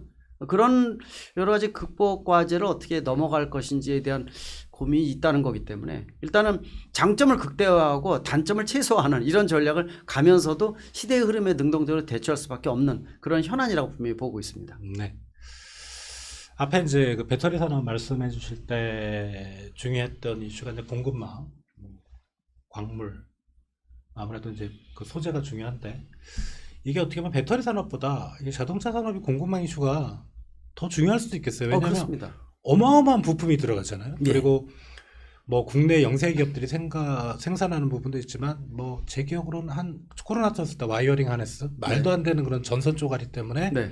자동차 생산이 스톱이 되고 그래서 정부가 이런 뭐 자동차 산업의 특성을 감안해서 특별법도 제정해 놓고 업계도 많이 노력을 했는데 이게 역시 이제 그 불안은 중국인 것 같아요. 우리가 알게 그렇죠. 모르게 중국산 부품을 많이 쓰잖아요. 이런 게 향후에 문제가 될 수 있지 않을까? 만약에 문제가 된다면 이제 현대차나 기업 단위에서 어떤 노력을 해야 될까? 이런 부분을 한번 좀 말씀해 일단 주십시오. 탈중국에 대한 고민은 계속 하고 있습니다. 뭐 아시겠지만 무역협회에서 발표된 것도 90% 이상 중국산에 의존하는 게 800가지가 넘거든요. 아까 말씀하신 와이어링 하네스도 중국에 생산하는 국내 기업을 잘 압니다. 그때 문제 터졌을 때도 직접 사장한테 제가 걸어가지고 어떻게 된 거냐 막 난리 폈었는데 뭐 아시겠지만 90% 이상 와이어링 하니스 하면은 자동차에 들어가는 전선 덩어리를 와이어링 하니스라고 얘기하거든요. 근데 이제 예전에 보기 전에 글로벌 소싱하다 보니까 피스톤에 들어가는 피스톤 링 하나가 생산하는 기업이 화재가 생기면서 차를 생산하지 못했어요. 피스톤 링 3만 개의 부품에서 가장 단순한 부품이거든요. 이 공급량이 딸려가지고 차를 생산하지 못하는. 그러니까 글로벌 소싱의 중요성이 있다는 거죠. 그렇다고 뭐 비용을 아끼지 좀 확보를 하기 위해서 2개 기업, 3개 기업을 복수로 하는 건 좋은데 굉장히 어렵거든요. 근데 그 중국의 의존도가 뭐 아시겠지만은 시진핑 리스크 또 사회주의 독재 체제 또 애국 마케팅에 대한 거 중국이 각종 물자를 전략적으로 정치적으로 활용하는 부분들 이런 것들이 이제 우리 요소수부터 여러 가지 이미 겪었거든요. 근데 얼마든지 지금 뭐 배터리 원자재도 그렇고 중국의 의존도 요번에 흑연이 그나마 2년 지연됐지만은 중국의 의존도 95%이지 않습니까? 흑연이 이런 것들은 해외 다변화시켜야 되는데 마음이 급한 거죠. 근데 한중일의 중요성은 어쩔 수 없는 것도 있어요. 지역적인 특성을 글로벌 소싱하면서 같이 나가야 되는데 삐끗한 거죠. 지금 중국이 현 상태에서는. 그러니까 글로벌 소싱하고 또 대체 원자재에 대한 것들 뭐 기술 개발은 또 시간도 걸리고요. 그런 고민을 가속화시킬 수밖에 없습니다. 특히 말씀하신 대로 자동차 산업이 좀 나은 게 내연기관은 세부적으로 3만 개의 부품이라고 그러는데 전기차는 13,000개에서 18,000개입니다. 딱 과반으로 자르거든요. 생산직도 30% 줄이고 또 모듈 개념으로 하기 때문에 바닥에 배터리, 모터, 그 방에 셋시를 얹어서 덮개만 바꿔 씌우면 되는 장난감 전기차입니다. 완성도의 문제라는 거죠. 네. 누구든지 다 만듭니다. 그래서 그런 말씀 드리잖아요. 국내 배터리 3사 시간 8천만 대 전 세계 시장에 4천만 대 정도 되면은 LG 같은 경우는 내가 차를 만들지 왜 부품만 팝니까? 예. 그 시대가 오거든요. 전기차 플랫폼, 오픈 플랫폼이 나오기 때문에 그 BYD나 아니면 그 폭스콘 같은 경우도 이미 다 준비를 하고 있거든요. 그래서 아마 그 시대는 머지않아서 와서 전기차 파운드리가 됩니다. 그래서 그때는 현대차 그룹을 어떻게 할 것인지에 대한 고민이 좀 생기는 거죠. 베어 샤시만 공급할 것이냐, 완성차가 공급할 것이냐, 또 프리미엄 차를 통해서 부가가치를 극대화시킬 것이냐, 아마 세부적으로 나눠질 것이고요. 배터리 3사도 전기차를 만들면서 아마 네 시장, 내 시장이 없어질 거예요. 그리고 배터리도 내재화를 서두르고 있지 않습니까? 당연하죠. 전기차의 40%를 예전에 수직 하청 관계에서 수평 동등 가격에 주면서 배터리 주세요라고 얘기를 하고 얼마 전에 예전에 코나 전기차 화재 생겼을 때 배터리 전체 교환했잖아요. 그래서 이 LG 엔솔과 현대차가 비용을 나눠 가지고 그 비용을 부담했는데 한 7대 3 정도 됐거든요. 70%가 LG가 담당하고 30%는 LG는 불만 엄청났습니다. 사장단에서. 그러게요. 저도 내용 잘 알거든요. 워낙 저도 이제 뭐 국가수나 뭐 이렇게 소방청 이런 데서 사건 사고에 대한 부분들 많이 이제 들어가서 보는데 그림이 있죠. 그림이 보이는데 뭐 그런 말씀 드리기는 어려워도 불만이 많은 겁니다. 동등 수평 구조라고 얘기를 하겠지만은 아직도 우리 하청 기업이야 LG가 그러거든요. 예, 그렇게 얘기할 정도. 근데 이제 또 현대차 입장에서는 완전한 하청이었는데 이게 동등 구조로 바뀌었다는 거거든요. 그러니까 당연히 내가 내재화 시켜서 내가 만들고 싶고 그리고 내가 생산한 비용 절감, BYD가 그런 강점이 있는 거 아닙니까? 그래서 아마 그런 내재화가 성공할 것이고 테슬라를 시작으로 해서요. 그리고 그러면 배터리 3사는 노느냐? 뭐 차세대 배터리 개발하고 있지만은 전기차도 만들 겁니다. 저는 그렇게 보고 있어요. 그래서 저는 전기차 파운드리, 모빌리티 파운드리라고 얘기를 하고 있는데 요번에 한 2, 3주 전에 대만 가서 피부로 느꼈죠. 폭스폰 전기차의 완성도. 그래서 가을에 가서 MOU도 하기로 했는데 800개 기업이 모여서 대만 정부가 지원해 주고요. 꼭대기 폭스콘이 있고 엄청납니다. 완성도. 저는 놀랬어요. BYD보다 더 나아요. 제가 이제 여러 가지 아토3나 돌핀 이런 것도 타보고 있지만은요. 그래서 그런 부분들은 제가 보기에는 앞으로 이 시장이 미래의 모빌리티는 내연기관 엔진 변속기 중심에서 완전히 바뀌는 시대가 오기 때문에 그런 측면에서 보면은 도리어 이게 위기가 될 수도 있지만은 능동적으로 대처만 하면은 먹거리가 되고 기회가 된다는 측면이거든요. 그런 측면에서 현대차는 지금까지 패스트 팔로워였잖아요. 그래서 퍼스트 무버가 충분히 될 수 있는 기회도 온다는 거기 때문에 그래서 지금 영업이익을 좋고 잘 나가고 있지만은 언제든지 고민은 많지만은 도리어 잘하면은 또 능동적으로 내부의 어떤 개혁을 통해서 시너지를 내면은 좋은 기회가 온다라는 측면이 있고 이 기회는 누구든지 열려 있다는 거고 한 가지 더 추가를 하면은 재밌는 것이 BMW 벤츠가 명품 브랜드지 않습니까? 근데 지금까지 100년 동안 쌓아온 것은 내연기관을 통해서 쌓아온 명성이거든요. 차를 타보게 되면 소음이나 진동, 느낌 같은 것이 명체의 이미지가 딱 오지 않습니까? 그 소리도 굉장히 듣긴 주파수대로 바꿔서 그래서 사운드 팀이 따로 있을 정도거든요. 근데 전기차는 소리도 안 나잖아요. 그리고 엔진 변속기 빼니까 BMW, 벤츠의 장점이 다 사라진 거예요. 시장이 완전히 엎어진 거죠. 근데 전기차를 만들었을 때 과연 삼각별 벤츠가 그대로 프리미엄 브랜드 유지할 수 있을까? 초기에 EQA 나왔던 거 있죠. B 모델 같은 거는 엉망이었거든요. 조도 안 끌었던 차입니다. 근데 지금 어느 정도 자리매김하기지만은 과연 앞으로도 전기차가 BMW 벤츠가 프리미엄 브랜드로 인정받을까? 아직은 퀘스천 마크입니다. 그게 거꾸로 얘기하면은 다른 기업들 테슬라를 필두로 해서 개천에서 용날 수 있는 기회가 많아지고 있다는 거거든요. 네. 현대차 그룹도 굉장히 좋은 기회가 생겨서 전기차나 수소차는 퍼스트 무버로 치고 나갈 수 있다는 뜻도 있기 때문에 그래서 지금 이 모빌리티 시대에서 굉장히 과도기적인 부분이라는 거기 때문에 혼란스럽죠. 그래서 아마 이 기회가 대한민국이 산학 연관의 뭉치를 잘 뭉쳐야 되는데 뭐 정치는 마음에 안 들지만은요. 하여튼 네. 뭐 그런 그림을 잘 그려야 되는 시대가 지금이 아닐까라고 분명히 말씀드릴 수가 있습니다. 대만이 폭스콘을 중심해서 800개 기업들이 모였다면 우리나라도 할 수 있을 것 같거든요. 할 수 있거든요. 근데 저는 요번에 대만이 이제 마이너 시장이고 우리의 딱 반인데 전시회도 안 가잖아요. 근데 이제 제가 전기차 협회장이니까 전시회 계속 초청 받았는데 올해는 사무총장 같이 갔어요. 가서 미팅도 여러 번 했는데 놀랐습니다.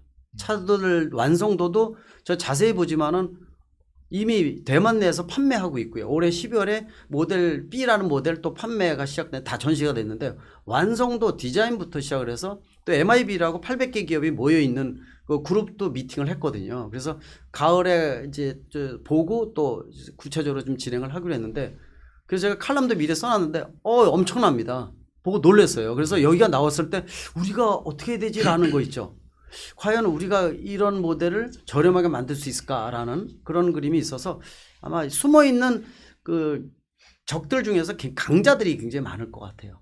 그래서 그런 부분들은 우리가 좀 더더욱 고민해야 되지 않느냐. 산학 연관의 노력 또 적재적소에 방걸음 앞서 투자하는 거. 저 반도체도 지금 뭐 오늘 신문에도 이만하게 나온 거 보니까 뭐 이미 7, 8년 동안에 이제 일본, 미국, 대만 반도체 쏟아붓을 우리는 20년, 30년을 보고 하는데 이미 몇 년 내에 시장 끝나는데 라는 우려를 지금 이번에 적어놨는데 좀 고민이 될 것 같아요. 배터리 쪽도 마찬가지여서 뭐 송수홍님 나오셨지만은 저도 이 전기차를 하다 보니까 배터리와 관련돼서 LG 엔솔부터 관련을 하고 있는데 굉장히 고민이 많습니다. 이게 이제 그 지금이 앞으로 5년 10년 사이가 미래 모빌리티 좌우하는 가장 중요한 시기라는 것은 분명한 것은 사실입니다. 네. 미래 얘기를 이제 좀 계속 해야 할 것 같은데요. 먼저 이제 배터리 쪽에 그 최근에 나온 기사 보니까 2027년에 CATL 중국에 전고체 배터리를 생산한다.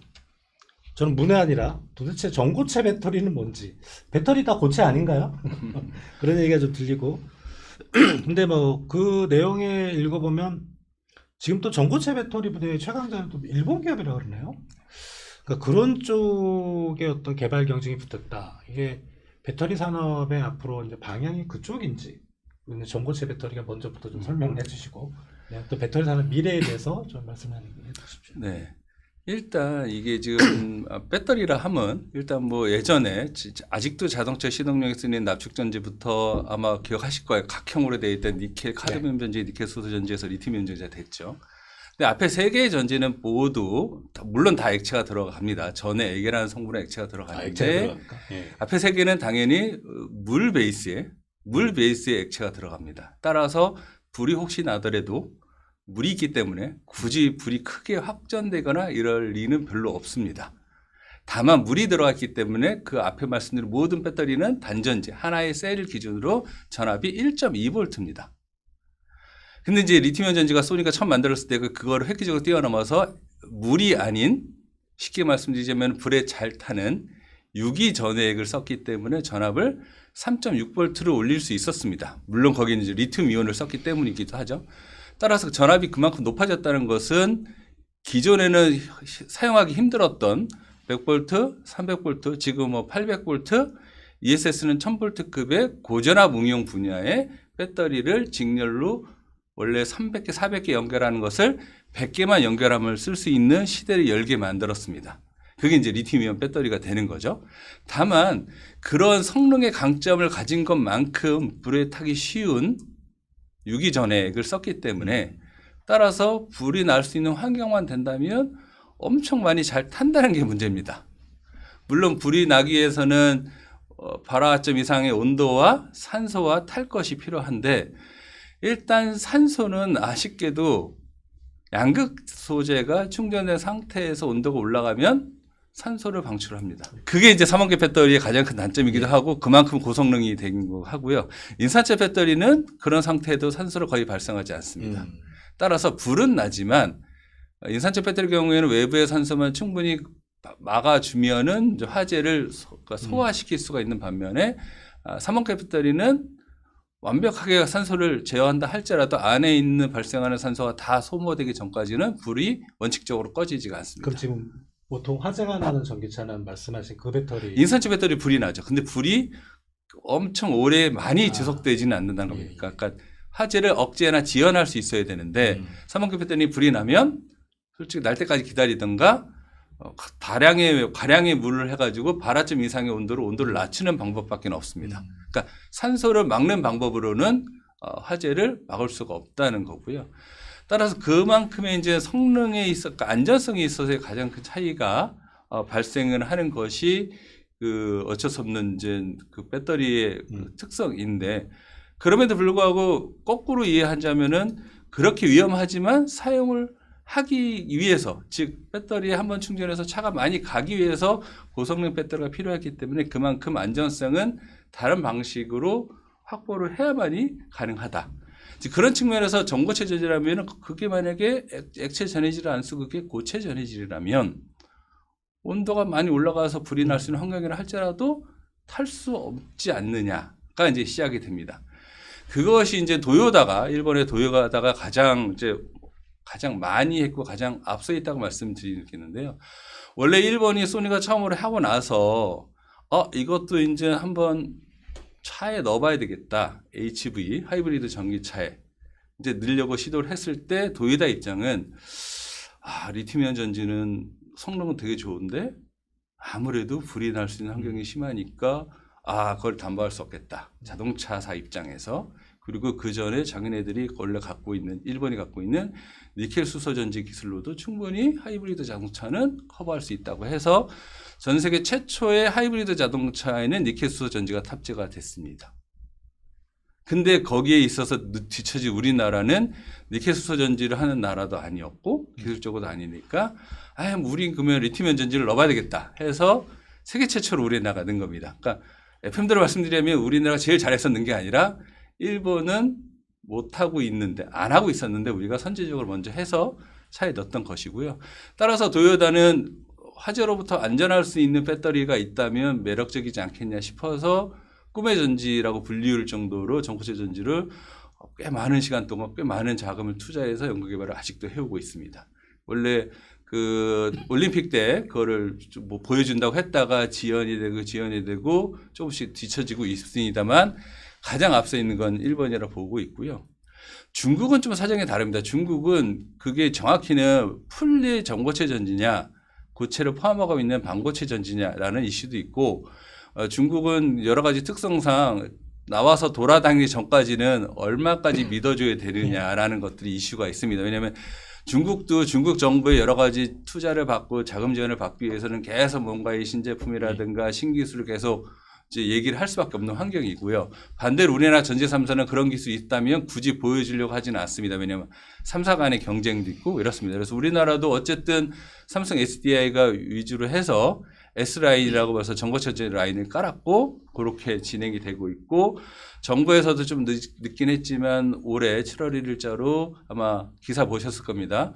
친환경 모빌리티용 차세대 전지 기술 개발 사업이라고 해서 전고체 전지, 리튬 금속 전지, 리튬 황전지 같은 차세대 전지로 불리우는 초고성능의 전지를 이제 제품화하는 쪽에 연구 개발비를 1,172억 원 5년 동안 4.5년 동안 투자하는 걸로 되어 있고요.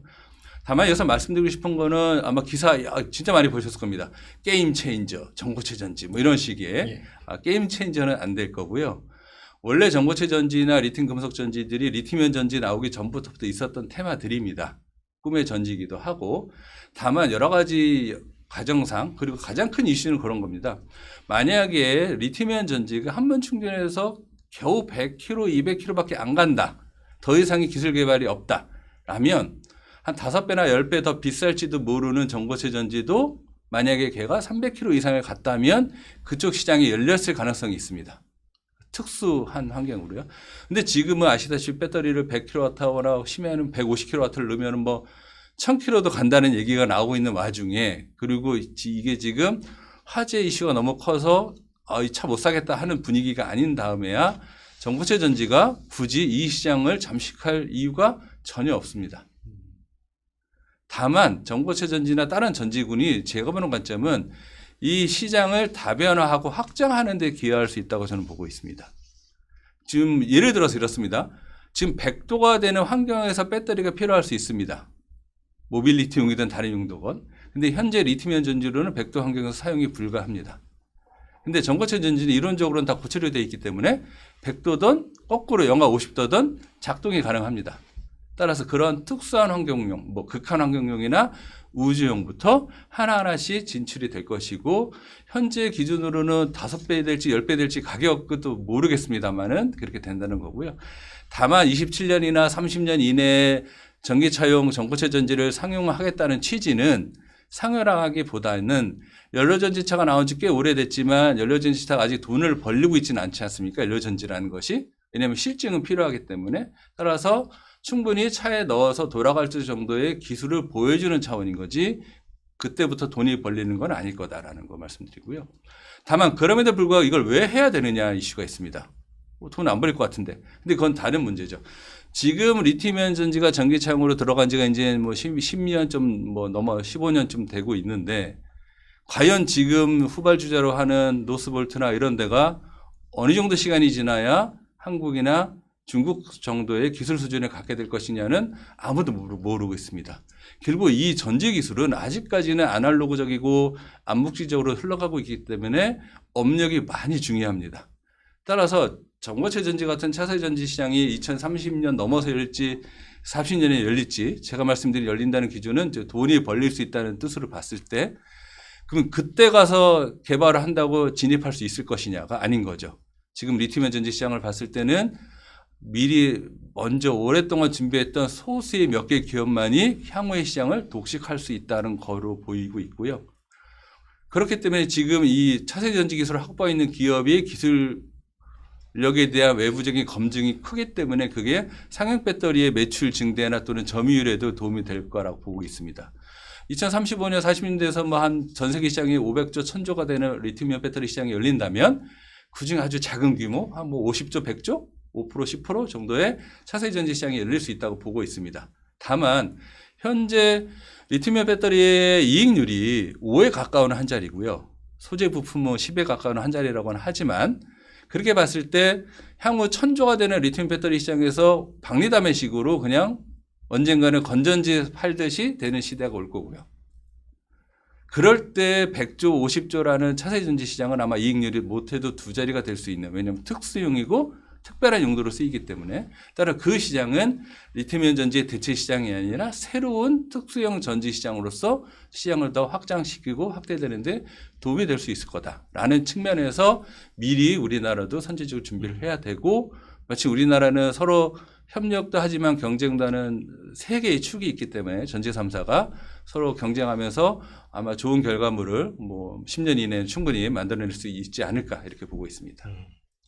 당분간은 리튬이온 배터리가 시장의 주도권을 잡을 것 같고 말씀하신 뭐 차세대 배터리는 일부지만 수익률은 뭐 10년 뒤, 20년 뒤에 좀 높을 수 있는 네네. 그런 산업이다라는 거고요. 자, 자동차 쪽의 미래 이슈를 우리가 떠올리면 역시 뭐 자율주행차죠. 예, 그쵸. 한창 난리가 났었는데 네. 요새는 뉴스에서 다 사라졌어요. 네.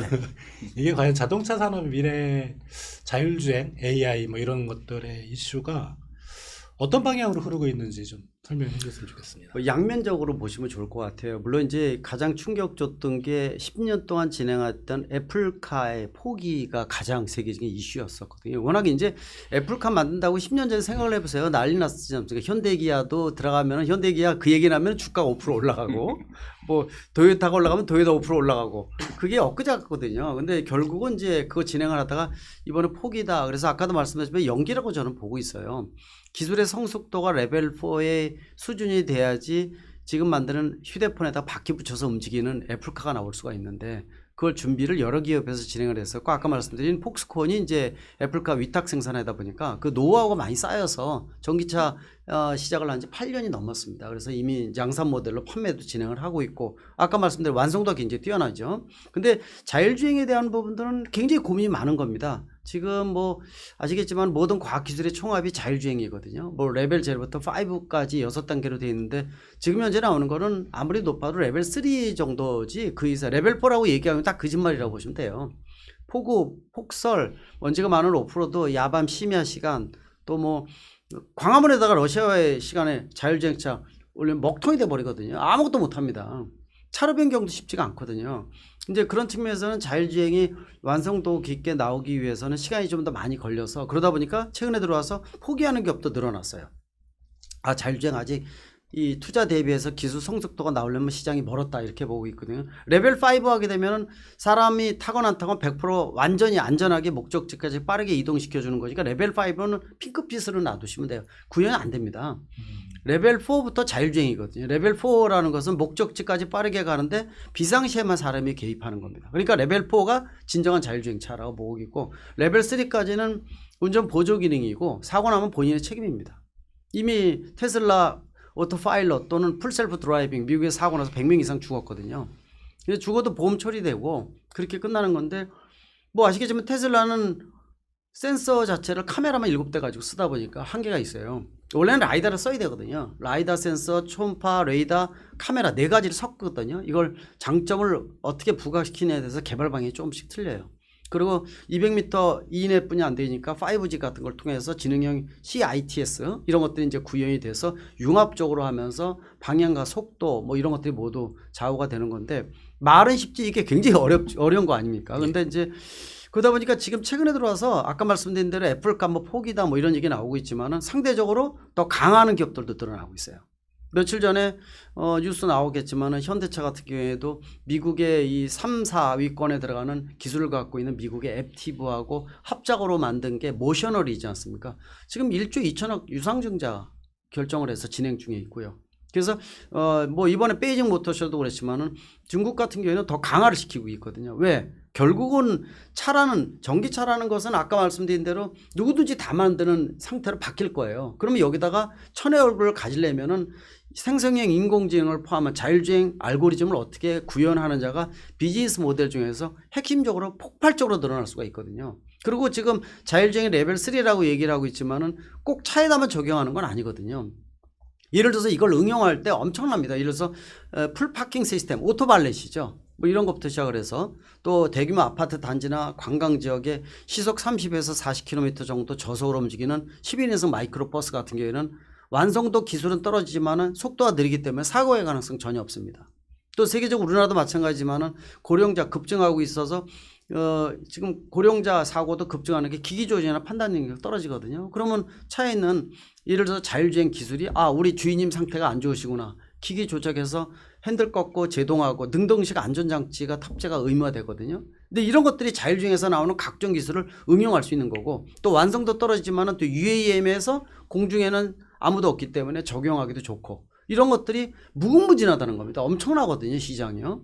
이런 걸 통해서 진행을 하기 때문에 그래서 반대로 양면적인 것 같아요. 어디는 축소해서 좀 여기에 투자하는 비용보다 이쪽에 투자하는 게 훨씬 더 부가가치가 높아 효율화돼 있어. 그런 기업들은 방향을 약간 틀는 기업들이 나오고 있고 도리어 이게 기회다라고 해서 치고 나가는 기업들이 있다는 겁니다. 그래서 양면적이어서 자율주행에 대한 것들은 구현은 됩니다. 구현은 되는데 또 군지불능 같이 물류의 혁신 아닙니까? 예를 들어서 이 자율주행이 사고가 나는 이유는 사람이 운전하는 사람의 운전과 자율주행이 섞여 있을 때 조우하는 거죠. 그때 사고가 다 생겨요. 그러니까 도리어 자율주행 차로나 자율주행 차선이 별도로 있으면요 자율주행만 집어넣으면 사고 절대로 안 생깁니다. 그게 대표적인 게 군지불능이지 않습니까? 트레일러 10대가 움직이는데 시속 100km 달리면 앞뒤차의 간격 100m 뛰어야 되거든요, 무작정. 그래야지 급하게 제동을 했을 때 쓸 수 있는 거리인데 10대가 앞뒤차의 간격 10m도 안 떼고 10대가 한꺼번에 움직이는 군지불능 같은 경우는 완성도가 이미 굉장히 뛰어나거든요. 이런 거는 서울에서 부산까지 10대 가는데 관리자 한 명만 타고 한 번도 정지하지 않고 연비는 뭐 항상 같은 속도니까 최고의 연비를 구현을 하면서 시간은 절약되고 또 비용도 고정비가 워낙 안 나가니까 이런 것들은 혁신이거든요. 그래서 앞으로 진행이 될 때 모빌리티부에서 가장 일자리가 많이 줄어드는 게 물류 계통이다라는 얘기가 거의 확실해지고 있거든요. 그런 측면에서 보면 자율주행에 대한 부분들은 꼭 우리가 면허 없이 그냥 운전을 얘가 알아서 간다라는 개념이 단순한 개념이 아니라 이걸 통해서 나오는 각종 다양한 비즈니스 모델 또 모빌리티라는 것이 요새 유조선도 자율주행에서 성공도 했잖아요. 수십만 톤 되는 게 운전자 없이 관리자 거의 없이 자율주행해서 안전하게 가는 것도 테스트 나오는데 선박에 대한 것들 항공에 대한 것들 뭐 다양하게 적용할 수 있는 것이 바로 이 자율주행 쪽이기 때문에 그래서 앞으로 2030년 정도를 예상을 해요. 레벨 4 수준이 지금부터 한 5, 6년 정도 이후에는 레벨 4가 등장할 것이다. 완벽하게. 또 아까 폭우, 폭설 여러 가지 악조건에서도 가능할 것이다. 문제는 제도적인 법적인 부분들이에요. 지금까지 수백 년 동안 인간 중심의 인격체 중심의 법으로 돼 있었는데 자율주행이 되게 되면 자율주행 한 대 한 대에다가 법적 인격체를 부여를 해줘야 되거든요. 사고가 생기면 차에 대한 책임을 물어야 되고 관련 보험도 나와야 되고 그 법적 체계를 바꾸는 것이 너무 어려워요. 5, 6년 전에 우리나라도 대검찰청에서 국제형사법 대회가 있어서 그때 자율주행에 꼭지어가지고 저도 주제 발표를 했었는데 그때 12시까지 난상 토론한 게 판사, 검사, 변호사들이 모여서 난리가 났었어요. 왜? 이게 예를 들어서 이 딜레마라고 해서 이런 문제가 생겼는데 예를 들어서 생각을 해보세요. 5명 아이가 횡단보도에 손을 들고 노란색 옷 입은 애가 유치원생이 쭉 지나가고 있습니다. 근데 차가 100km 달리고 있는데 애들이 있어요. 근데 브레이크가 고장났어요. 그럼 사람이 운전하는 경우에는 핸들을 좌로 꺾거나 우로 꺾거나 일단 애들을 피하는 게 내가 윤리적으로 맞거든요. 부상을 당하고 사망은 그 이유입니다. 근데 자율주행에 들어가 있는 차는요. 좌로 꺾으면 탑승객 2명이 죽고 오른쪽 꺾으면 3명이 다 죽어요. 그러면 어떻게 해야 하느냐. 얘는 5명 중에서 사이가 좀 멀어진 애 중에서 한 명만 치고 지나가서 한 명 사망시키고 난 3명 구했다고 얘기를 합니다. 그런 딜레마가 수십만 건인 거예요. 판사, 검사, 변호사한테 이거 얹어보세요. 답이 안 나온대도요. 그게 바로 자율주행이거든요. 그러니까 이런 어떤 법적, 체계적, 인프라, 시스템에 대한 부분들 이게 더 기술의 완성도보다 어렵기 때문에 그래서 자율주행 쪽은 가긴 갑니다. 가는데 응용을 어떻게 해주느냐가 비즈니스 모델, 돈벌이라는 거죠. 주식회사는 돈 못 벌면 의미가 없지 않습니까? 그래서 그런 측면에서 보게 되면은 더더욱 자율주행 쪽은 전기차를 베이스로 해서 오픈 플랫폼을 중심으로 해서 여기다가 또 OTA 실시간 무선 업데이트도 이미 다 테슬라를 시작으로 해서 보편화되기 시작을 했거든요. 요새 리콜할 때 반은 OTA를 통해서 소프트웨어 업데이트 하지 않습니까? 천에 울고라 진짜. 테슬라 차가 장점이 차의 완성도는 엉망이에요. 저희가 평가 잘 안 하거든요. 근데 왜 뛰어난 겁니까? 차가 오래되면 오래될수록 차가 운행할 수 있는 전 세계 1000만 대 차를 스타링크를 통해서 인공위성을 통해서 미국 서버로 가고 이거를 빅데이터에서 다시 업데이트를 시켜서 차에다가 다시 쏘아서 소프트웨어를 업데이트 시키거든요. 그러면 노화되면 될수록 차가 똑똑해지는 거예요. 이 차가. 그래서 무서운 거거든요. 그래서 이런 것들이 사실 이제 과거의 130년의 내연기관 개념이 아니라 완전히 틀린 개념의 모빌리티로 바뀐다는 거거든요. 이게 자율주행이 업데이트 되면서 근데 그런 빅데이터를 가장 많이 갖고 있는 게 역시 중국이라는 얘기죠. 우리 100대 8대 거기 1000대니까.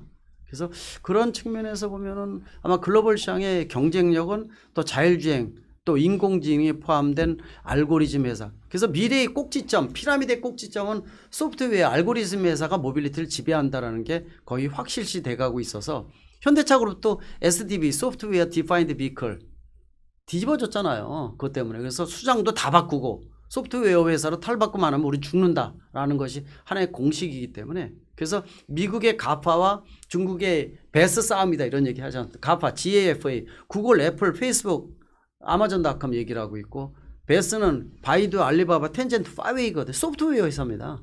그래서 이 회사들이 모빌리티를 지배한다라는 얘기가 수면 위로 많이 올라오기 때문에 그래서 앞으로 자율주행을 포함한 알고리즘이 중요성 더 커진다고 볼 수가 있습니다.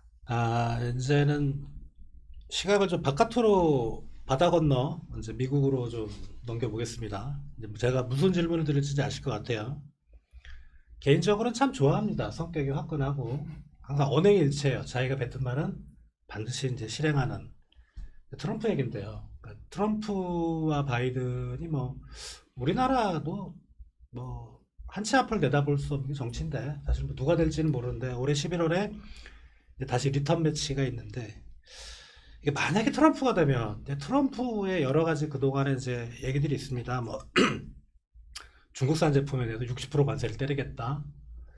그러면은 이제 대공황이 옵니다. 이거는 제가 개인적으로 확실히 말씀드릴 수 있는데 이제 산업적 측면에서 배터리 산업에서 바이든하고 트럼프의 생각이 좀 많이 차이가 있는 것 같아요. 만약에 트럼프가 된다면 어떤 일이 벌어지는 겁니까?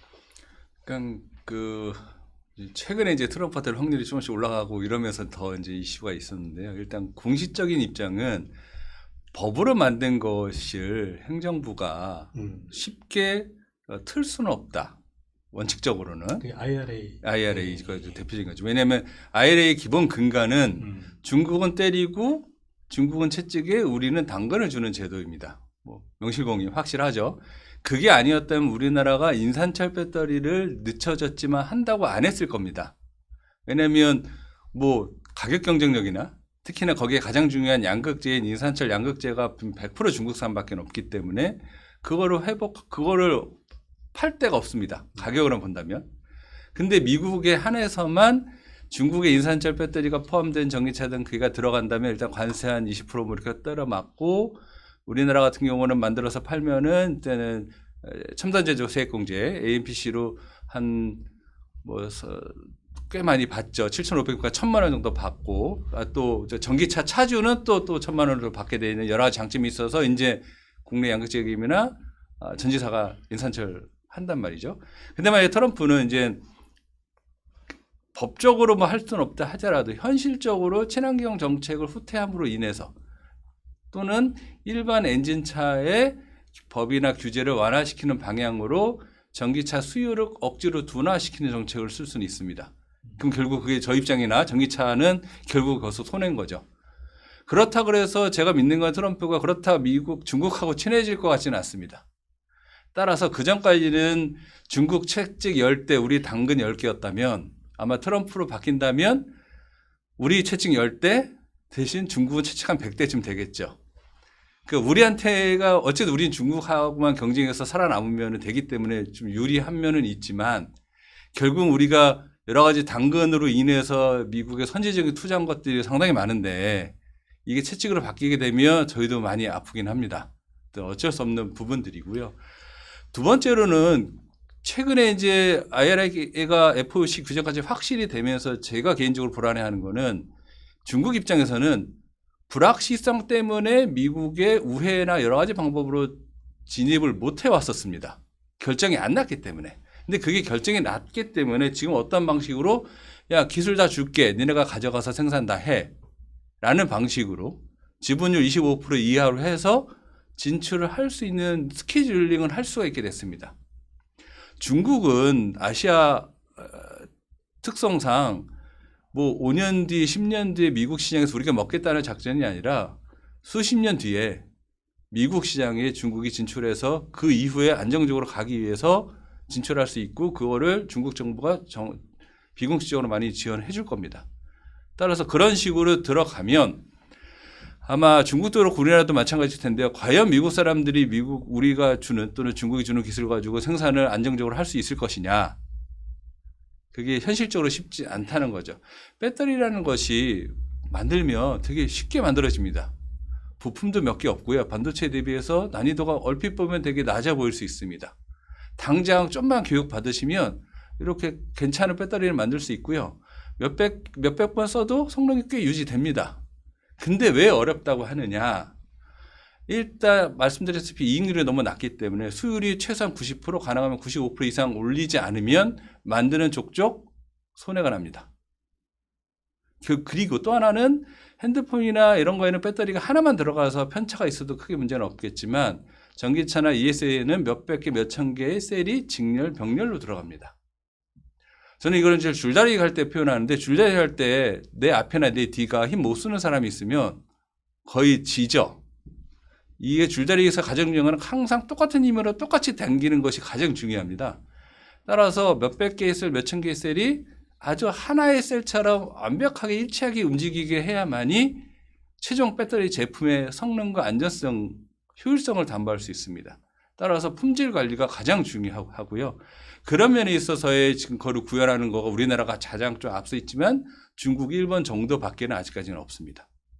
아마 저기 교수님께서는 수직 계열화 얘기도 있지만 제가 보는 테슬라의 관점은 말로는 배터리를 한다고 하지만 배터리 팩 제조에 집중되어 있고요.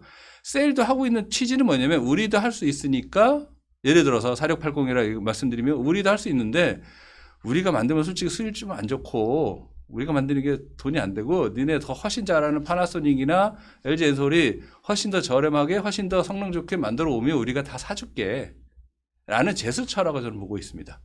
결국 이제 그런 식으로 배터리 기술이라는 것이 상당히 어려운 부분이 있고요. 근데 어쨌든 트럼프가 됐든 뭐가 됐든 지금 이제 저는 개인적으로는 이렇게 전기차 캐즘이나 트럼프 신해가지고 전기차가 성장세가 좀 주춤되는 것이 장기적인 관점에서 우리나라 기업한테 우리나라한테는 조금 이익이 되는 면이 있다. 물론 성장세가 줄어들면 다 손해지만 손해 와중에서도 이제 장점으로 부각될 것이 있는 게 만약에 성장세가 계속 30-40%씩 5년, 10년 계속 된다면 규모의 경제나 정부의 투자 지원이라든가 어떤 그 기업들의 어떤 그 수익률이라든가 여러 가지 면에서 중국을 이길 방법이 거의 전무합니다.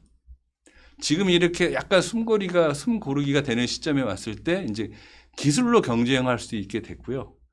다시 앞으로 돌아서 말씀드리면 인산철 전지는 우리나라에서 할 수 있었지만 안 했던 여러 가지 이유 중에 하나가 거기에 들어가는 핵심 원천 특허가 재작년인가 만료가 됐습니다. 그 전까지는 특허 이슈가 있었고요. 근데 중국은 중국 내수는 특허랑 상관없이 막 사용을 해왔습니다. 그것이 물론 인산철뿐만이 아니라 전기차 배터리가 우리나라가 가장 먼저 많이 했기 때문에 관련돼서 우리의 기술도 많이 알아서 갖다 썼다고 보시면 됩니다.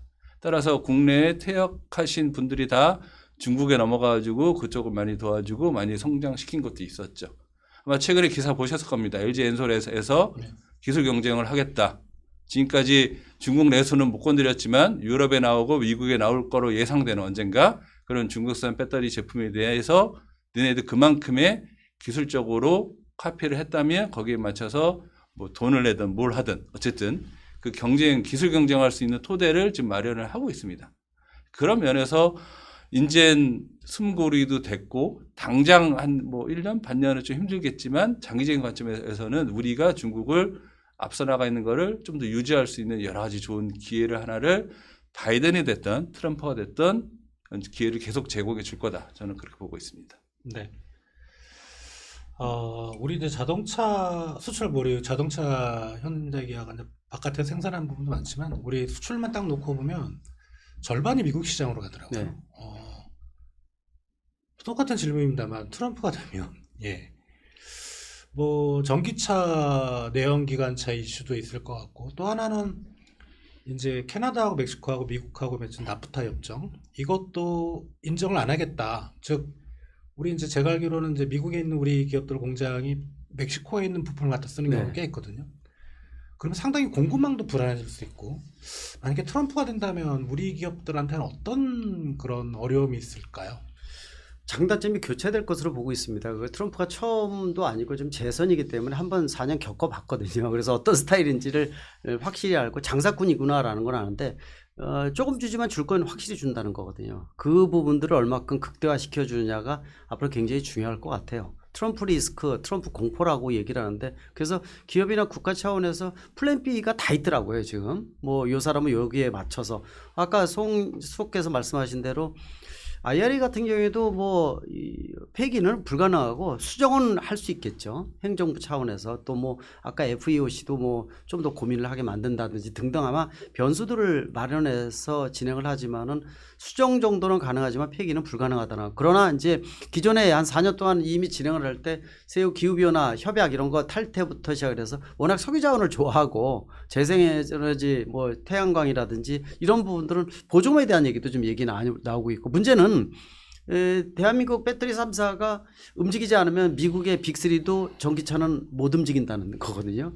공동입니다. 생명체가 하나로 같이 움직여야 되거든요. 그래서 제가 보기에는 국내에서 보조금을 예를 들어서 트럼프가 당선이 돼서 보조금을 안 준다 그러면은 미국 차에 영향을 준다는 뜻이고 또 역시 거기서 생산하는 배터리에도 영향을 준다는 뜻입니다. 그러니까 같이 영향을 주기 때문에 그런 측면에서 보면 함부로 구사하기는 쉽지 않을 것이다라고 지금 제가 판단을 하고 있고 문제는 이 말씀하신 대로 중국에 대한 배제는 확실할 것 같아요. 더 강하면 강하지 약화되지는 않을 것이다. 그러다 보니까 저한테도 많이 오는 것 중에 한 가지가 중국이 당장 미국과 유럽은 뭐 관세 10%니까 슬금슬금 넘어갔지만 미국은 아예 진출도 못했거든요. 아마 더 강화될 것으로 보고 있는데 그러다 보니까 중국에서 큰 제작사들이 얘기가 굉장히 많이 와요. 사장단 비공시로 연로 가서 저도 여러 사장단 미팅을 했었거든요. 근데 일종의 대한민국을 게이트웨이 관문으로 활용하는 거죠. 그러니까 메이드 인 차이나로 나가기에는 한계가 있으니까 SKD나 CKD 형태로 해서 국내로 들어와서 국내 공장 짓고 여기서 완성하고 대한민국 배터리부터 부품 일부 써서 여기서 인증받아서 메이드 인 코리아로 공동 진출하고 이유는 쉐어하자.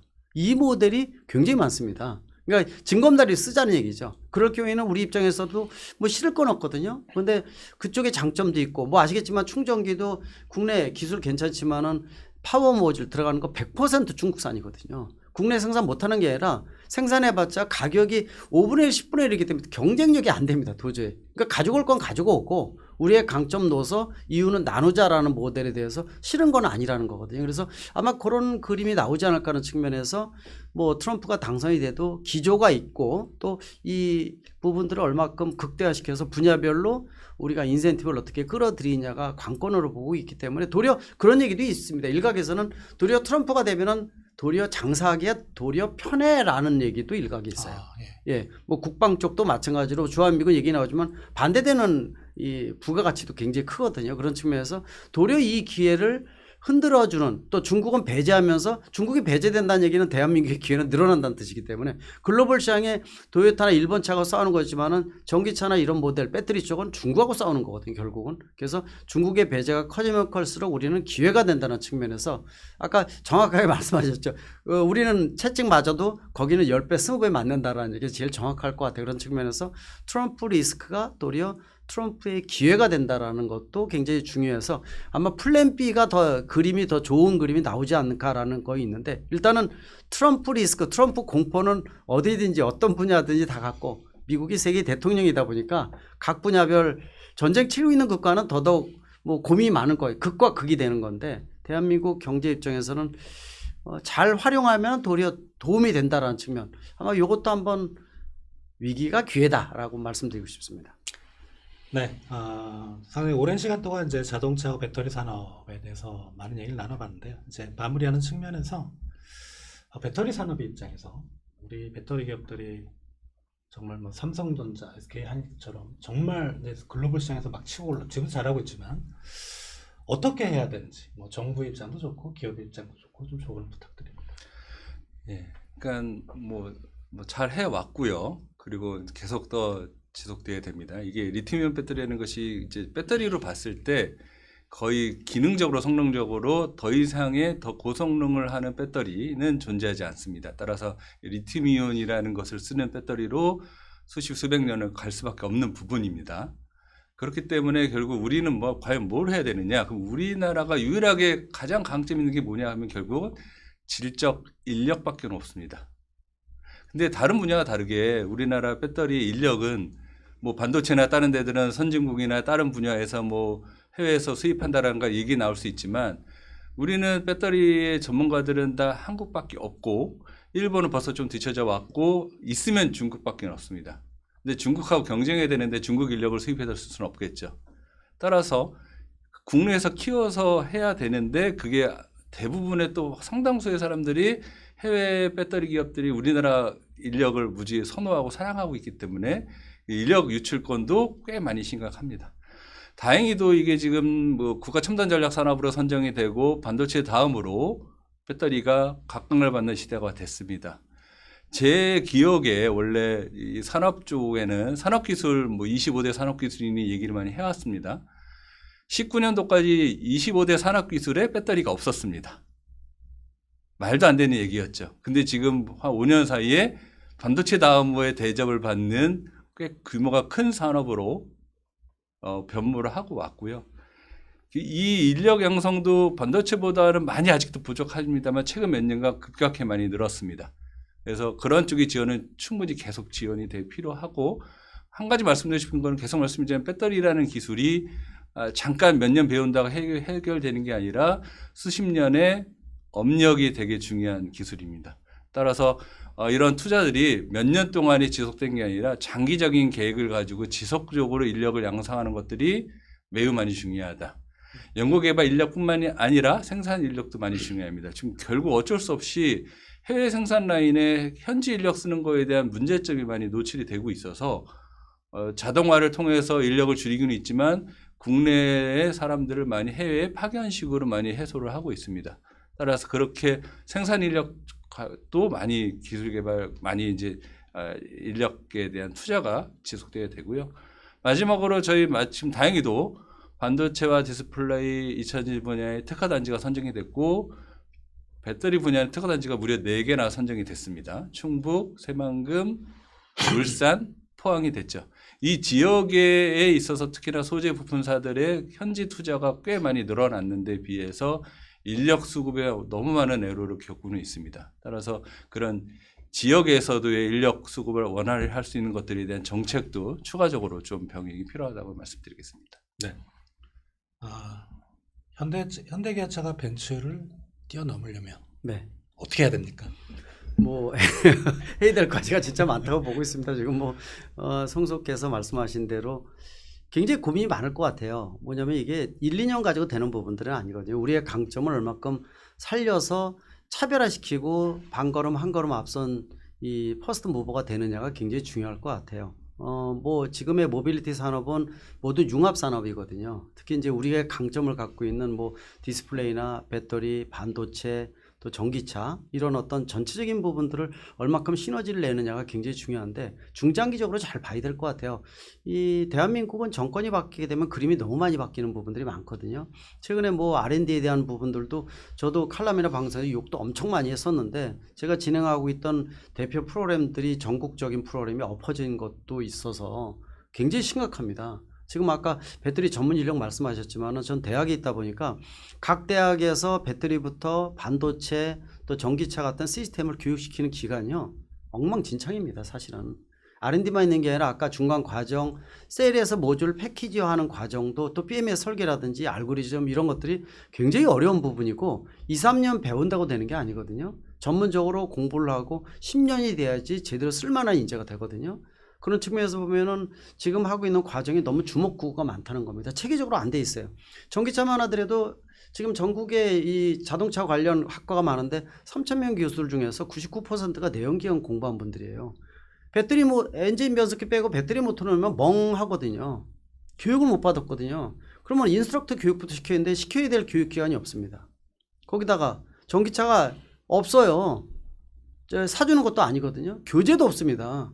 이걸 하나하나 구현을 해야지 시작이 되는 거거든요. 이제 이 눈사람 만들어 굴려주기 시작하는 건데 그것마저도 뭐 R&D 줄이면서 엎어져 버린 것들이 많은데 그래서 굉장히 잘해야 돼요. 그래서 산학 연구원의 노력 또 정부의 어떤 정책적 지원 또 지속성이나 연관성도 그렇고요. 우리가 없지 않습니까? 소부장 자체가 원자재 자체는 안 나오는 나라니까 몸뚱아리뿐이 없고 기술만 있는 국가거든요. 그래서 이런 부분들을 얼마큼 융합시켜서 선제적으로 치고 나가느냐가 제일 중요한 관건이기 때문에 제가 보기에는 여러 가지 뭐 현대차 그룹도 기업 차원에서 진행을 해야 되고 R&D도 그렇고 치고 나가지만은 짧게 보지 말고 긴 시각이 필요하다는 거기 때문에 그래서 더더욱 정부의 역할 또 지속적인 R&D 뭐 이번에 뭐 중국 같은 경우에도 전국 대회 열면서 전체적인 R&D를 10% 늘리는 거가 가장 크게 이슈화 됐는데 우리는 줄였지 않습니까? 다시 깜짝 놀래가지고 벌써 또 복귀를 시켰지만은 그전에 엎어진 건 다 엎어졌거든요. 그래서 그런 측면에서 보면은 좀 더 중장기적으로 큰 그림을 그리고 또 밑바닥부터 끝에까지도 혼연일체가 돼서 시너지를 내는 부분들 그러면서도 노사 안정화에 대한 부분들 뭐 이런 것들도 굉장히 중요하지 않나. 왜? 외부의 어떤 리스크가 점점 커지고 있고 자국 우선주의 지역 우선주의가 팽배되고 있고 정치 경제가 그런 측면에서 움직이고 있기 때문에 우리 입장에서는 더더욱 예전에 비해서 FTA를 기반으로 하는 국가 입장에서는 위기가 더 커졌다는 얘기죠. 결국 우리의 장점을 뭉쳐서 시너지를 내는 수밖에 없는데 그중에서 가장 중요한 게 각 분야별 첨단 산업의 인재 양성, 또 연구 개발, 또 기업과 이 정부 지자체의 연계성 이런 것들이 가장 중요한 포인트고 이거를 5년, 10년 길게 보는 시각 이게 가장 중요함을 말씀드릴 수가 있습니다. 우리 국민들하고 기업들의 취미가 뭐냐면 한국은 위기 극복이라고 합니다. 항상 위기였고, 예. 근데 뭐 항상 극복을 했고요. 지금 자동차 산업 내에서는 이제 전기차 관련된 배터리 산업이 약간 좀 주춤거리고 있습니다. 위기일 수도 있고 위기는 곧 기회다라는 생각도 듭니다. 그런데 이제 우리 기업들 특히 기업 측면에서 항상 위기를 극복할 수 있었던 동력은 뭐냐면 리더들의 고민이 심각했다는 거죠. 리더들이 미래에 대해서 고민하고 과감히 움직이고 많은 준비가 있으면은 그 위기를 극복을 했고요. 지금 뭐 전기차 배터리 업계 상당히 불확실성은 크긴 하지만 저는 이제 이것도 극복해야 될 수 있다고 생각이 됩니다. 역시 우리가 이제 오늘 나눈 토론처럼 치열한 고민 그리고 미래에 대한 준비 이런 게 정말 필요할 걸로 생각이 됩니다. 오늘 오랜 시간 동안 자동차 산업과 배터리 산업에 대해서 해안을 보여주신 대림대학교 미래자동차학부 김필수 교수님과 한국전자기술연구원 송준호 수석연구위원께 정말 진심으로 감사드립니다. 뉴스핌 KYD 방송에서 준비한 자동차 배터리 산업 경쟁력에 대한 긴급 진단 여기서 마무리하겠습니다. 감사합니다.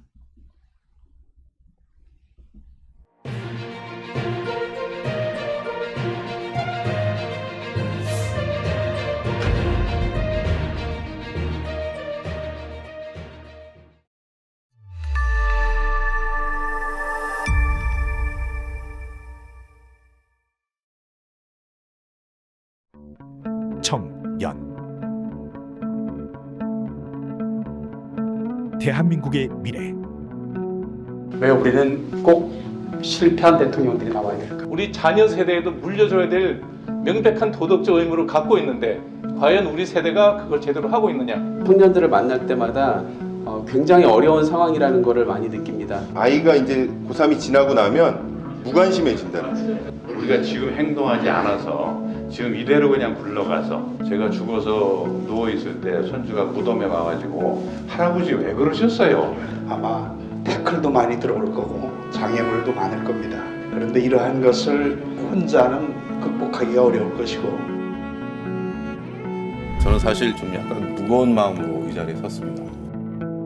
KYD라 하면 코리아 유스드림, 대한민국 청년의 꿈, 정치, 경제, 사회, 문화, 대한민국의 각 분야가 과연 미래가 밝은지라고 질문을 던지면 밝다고 할 사람이 과연 얼마나 있을까? 청년이 좀 꿈을 꿀 수 있는 그런 나라로 이 나라를, 대한민국을 만들어 봤으면 좋겠다.